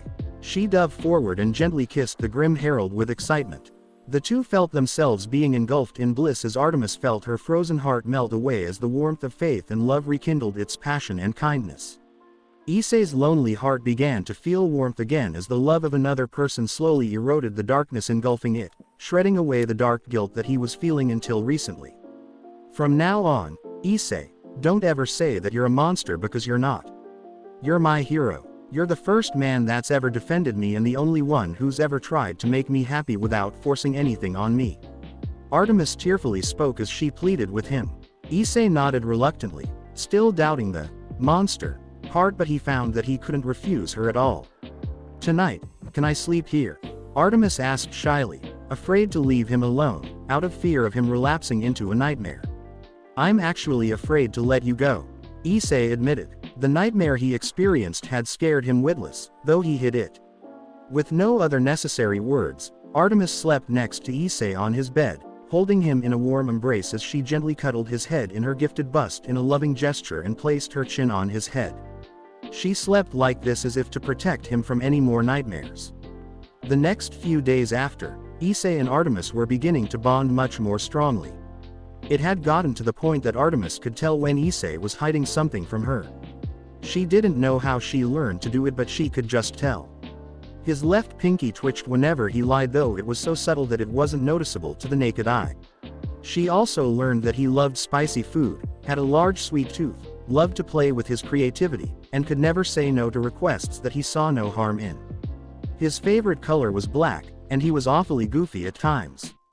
She did some more online research on a whim and learned that he had an extensive history of philanthropic work. It truly was admirable of him. Despite his horrid past, he was willing to help humans and the supernatural, regardless. Issei had also learned quite a bit about her. Surprisingly, Artemis didn't like it when women made advances on what she considered hers, specifically him. When she recalled what Odin said about women cornering him, her eyebrow twitched in anger. That was a trait that Issei had learned to acknowledge. Her right brow twitched when she was angry. The house had also been redecorated. The wooden floors had rugs spread out and pieces of leather furniture were exchanged for softer couches. Artemis moved into Issei's room and moved several of her belongings inside. She also spoke in a more loving and cheerful voice with him. She even took to hugging him often as a sign of affection. Of course, Zeus was very happy with this. He always approved of Issei and he admired his strength of character a lot. If this kept going, he might end up with Issei as his son-in-law. One day, while at home, she received a call from her hunters, who contacted her regularly. They asked for permission to visit for once, to which Issei readily agreed without hesitation. He even promised to go out for the day and let them have the house to themselves. When they arrived, Artemis was elated to see them again. She hugged each and every one of her hunters, who totaled in 12 women. The entire group exchanged stories with her. The hunters had been traveling to different resorts in Hawaii and were having an incredible time. It had been so long since she had just spent time with the girls, that she had forgotten that she could talk about things with them that she wouldn't talk to Issei. That brought up a thought that she needed to talk about. "So, Lady Artemis, has that man tried to do anything you yet?" One hunter asked. "Just say the word and we'll shoot him full of arrows." Another pledged. "Has he mistreated you?" Artemis shook her head and smiled. "No, actually, I've been meaning to talk with all of you about something very important." For once, she was nervous with her hunters. That was only natural since she broke a rule that she herself had set. She bit her lip before speaking. "It's about the rule that I've been imposing upon all of you for centuries. I'm going to dissolve it." She exhaled. All of her hunters stared at her in shock, some even did a spit take. "What?" All of them cried out in unison. "You see, Issei and I, we've become a couple. After spending the past month with him, I've decided to take my sister's advice and my father's wisdom. I gave men another chance and Issei has proven to me that not all men are like Orion. Issei has proven to have gone far and beyond for me." She looked around and painful looks of disbelief marked many hunters. "I'm sorry for breaking a rule that I enforced on all of you for so long, but I couldn't ignore my heart anymore. For that, if you wish to leave the hunters, then you may do so. I still want to maintain the hunters, but I'm only going to abolish this rule. We can still come together and spend our time together. The time that I've spent with all of you is something that I've always cherished and I want to keep going on adventures with you, but I can't ignore my feelings for Issei." Artemis bowed her head in apology. A long silence fell into the air as the hunters digested this. Their patron goddess, who swore off romance, had fallen in love. Not only that, but she had released the others from the same burden of forsworn love. Some were actually a bit happy and a few were lost. However, one thing remained true and common to them all. Lady Artemis, no matter what, you will never be abandoned or cast out by us. You saved us when we were on the verge of horrific lives. For that we are eternally grateful. We can't really blame you for what happened. However, this new ban lift is going to take time getting used to. It doesn't really change much between any of us or our loyalty, so rest easy. The hunters all nodded as Artemis teared up at their display of commitment. Thank you for understanding. She wiped a drop from her eye. I'll be back. I need to check on the food. Artemis stood up and walked away to the kitchen, leaving the hunters alone in one room. The moment she left, they huddled together and whispered, "Whoa, Lady Artemis is in a relationship. I'm actually happy for her. She's looked so lonely for the last few centuries. There's really only one thing we have to do. And what would that be? We've got to see how worthy this guy is. True, he just might try to pull a fast one on her. I don't know. If Lady Artemis has fallen in love, then he's obviously honest and a good guy. She's got better senses than us, after all. Still, we owe it to her to protect her if the need arises." When Artemis came back with a tray of snacks and drinks, she looked at them in surprise. "What are all of you doing?"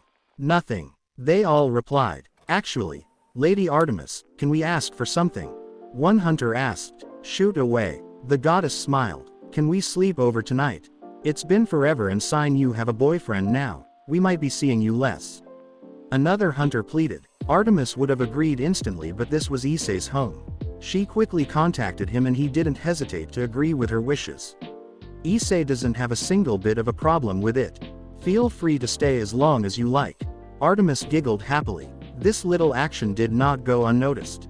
She giggles now. Several of them looked on in wonder. When night came, Artemis was starting to worry about Issei. The other hunters had gone to bed already, but he had not returned home at all. She tried to contact him with a magic circle, but he didn't respond. She felt that the only logical option was to wait. Artemis was sitting in the living room and was watching TV, being scared out of her mind. All of a sudden, she heard the sound of Issei's unique teleporting at the door and rushed to see him, ready to barrage him with a hug and questions. When Artemis saw him, she gasped, forcing her hands to cover her mouth to prevent a loud shriek of horror to escape her mouth. To sticks with her logic, what she saw Issei bear was too much even for her. Issei had several gaping holes in his left shoulder, with blood trickling all over his front and dripping from his clothes. He was drenched in blood, which was most likely his own. There was even a trail coming from a gash on his forehead. His left side had the clothes on it torn. His left pant leg was torn with a bruised calf. Yorukiri was also dripping with blood. The right sleeve on his arm was missing and a long gash trailed from the back of his forearm. He was also panting heavily and each breath seemed to hitch in pain. "Oh Olympus, what happened to you?" Artemis cried out and rushed over to him. If she had been louder, she might have shattered glass. Issei passively moved away. He cursed. He meant to warp to his room, but he was too tired to go there and landed at the entrance by mistake. "I'm fine. My wounds heal rapidly. I'll be fine in exactly 4 minutes and 36 seconds. Don't worry. Sorry to let you see me like this." He forced a smile, but it was clear that he was in pain. Artemis was not having this. She gently took hold of him and led him to the bathroom. She filled a bowl with water and gently dabbed away at Issei's wounds. Every time he tried to object, she glared at him. "Artemis, there's no need for this." He plainly spoke in a low tone. "Silence. You were so gravely wounded and you act like you're okay. Just what were you doing? How did you end up like this? Who gave you this request?" Artemis felt intense anger well up in her. Whoever asked him to do fighting like this was going to receive a very powerful punishment from her. With a month having passed, she was around 70% back to normal, so she was certain that she could give a very decent beating to lesser gods. Issei remained silent. He just stuck to looking melancholic. "Fine, don't tell me, but you are not leaving until I clean you up and heal you." Artemis grumbled. After wiping off the fresh and dried blood on him, Artemis used a very powerful spell to heal him. Most of the wounds closed, but his blood count was still too low. Artemis drew a bath for him and blessed the water to soothe him without reopening his wounds. The water glistened and shined like drops of moonlight had been infused into it. You are going to take a bath and clean up. I will be making you something to eat. If I find that you don't come downstairs and eat, I will chain you and force feed you if I have to. I am not taking any objections. Artemis sternly spoke to him as she closed the door behind her. She went down to the kitchen and immediately began making medicinal foods for him. She was so angry that she had failed to see that he had been going out for the past few nights to fight. The problem was, why? When Issei slouched downstairs, he slipped into the dining room and sat on a chair, looking solemn and tired. Artemis decided that tonight was not the night to question him. Eat, she commanded as she laid out a tray of warm food for him. It was mainly soup, but it was filling and good for healing him. It was a soup that she would make for her hunters whenever they came home injured. As he ate, Artemis began to use magic to heal him, though it was taking a very long time to close his wounds, which still bled. The most persistent wound was the gash on his right forearm. When Issei finished, Artemis took out several bandages and patches and applied them to his wounds. Having done all that she could only let time take over tonight and let Issei regenerate on his own. As for herself, she took a bath and began pondering what could have wounded Issei so terribly that he came home in such a shape. Arriving at only a few ideas, she changed into sleepwear and went to the kitchen to drink some water before bed. As she was about to leave the room, a magic circle appeared in front of Artemis. A projection of Zeus appeared and he looked panicked. Artemis, has Issei come home? He looked at her urgently. Yes, he came home in a horrid state. What happened to him? She responded with a tone of the same emotion. I just found out that some monsters came looking for you and Issei led them away somewhere. Several gods just got to the scene of the carnage. It's clear that Issei dealt with them, but I wanted to know how he was. He got confronted by some of your enemy's descendants, Agamemnon, and the Eladi. They even brought several manticores and griffins. Zeus, a cord threw Artemis into a frantic cold sweat. I'll explain who they all were at the bottom of the page. What? So many of her old enemies had targeted her. The revelation of this news had thrown her for a loop. Don't worry, they're all dead. However, I'm afraid of Issei's fate. At his current strength, it's impossible for him to have gotten away unscratched. Artemis, no matter what, don't let go out again tonight, or even tomorrow. You know what, just keep him inside. I know he's far too injured to be doing anything. Zeus ordered. Artemis could only nod absent-mindedly. Her body was shaking as she now realized that he had gotten so horribly wounded for her sake. When she went into their shared room, her steps were wobbly and tears were streaming down her face. She had even begun to sniffle. It's my fault. It's all my fault. My enemies found out about me and Issei got involved. He got so horribly hurt for me. I'm so stupid. That's why he was gone all day.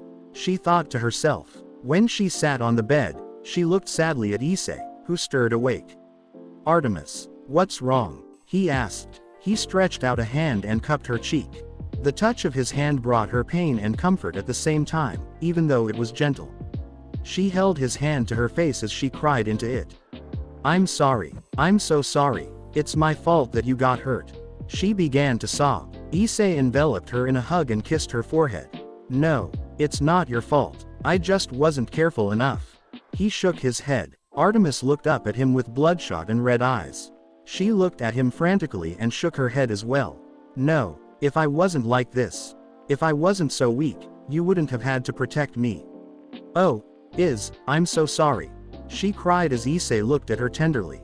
Artemis, I took this request on because I wanted to help your father at the beginning. But, as time passed and after I fell in love with you, I've been wanting to protect you. All that happened tonight, I'd do it again without a second thought. It's because I love you that I don't care about the pain. No matter how much more I have to endure, I'll make sure that the woman that I love is safe. Issei swore. Artemis was not okay, however. No, I don't want you getting hurt. I hate seeing you hurt. Issei moved in swiftly and kissed Artemis rather softly but aggressively to calm her down and cease her crying. MPH. Artemis' eyes widened in surprise, but she melted into the intense kiss. When they parted lips, she had stopped heaving from crying. Look, it's all done with now. So no more crying. I'm still here. I'm still with you, and I love you more than ever. So let's forget about this, okay? Issei looked at her kindly. Outside, the hunters had paid spectatorship to the whole event. They had been awake since Issei came home and they bore witness to the mess he was in. They also heard Artemis' conversation with Zeus. When they bore witness to this, they now felt reassured that Artemis was in no safer hands than Issei's. The hunters were outside and walked away as they agreed that their worries were now gone. However, one of the hunters looked grave.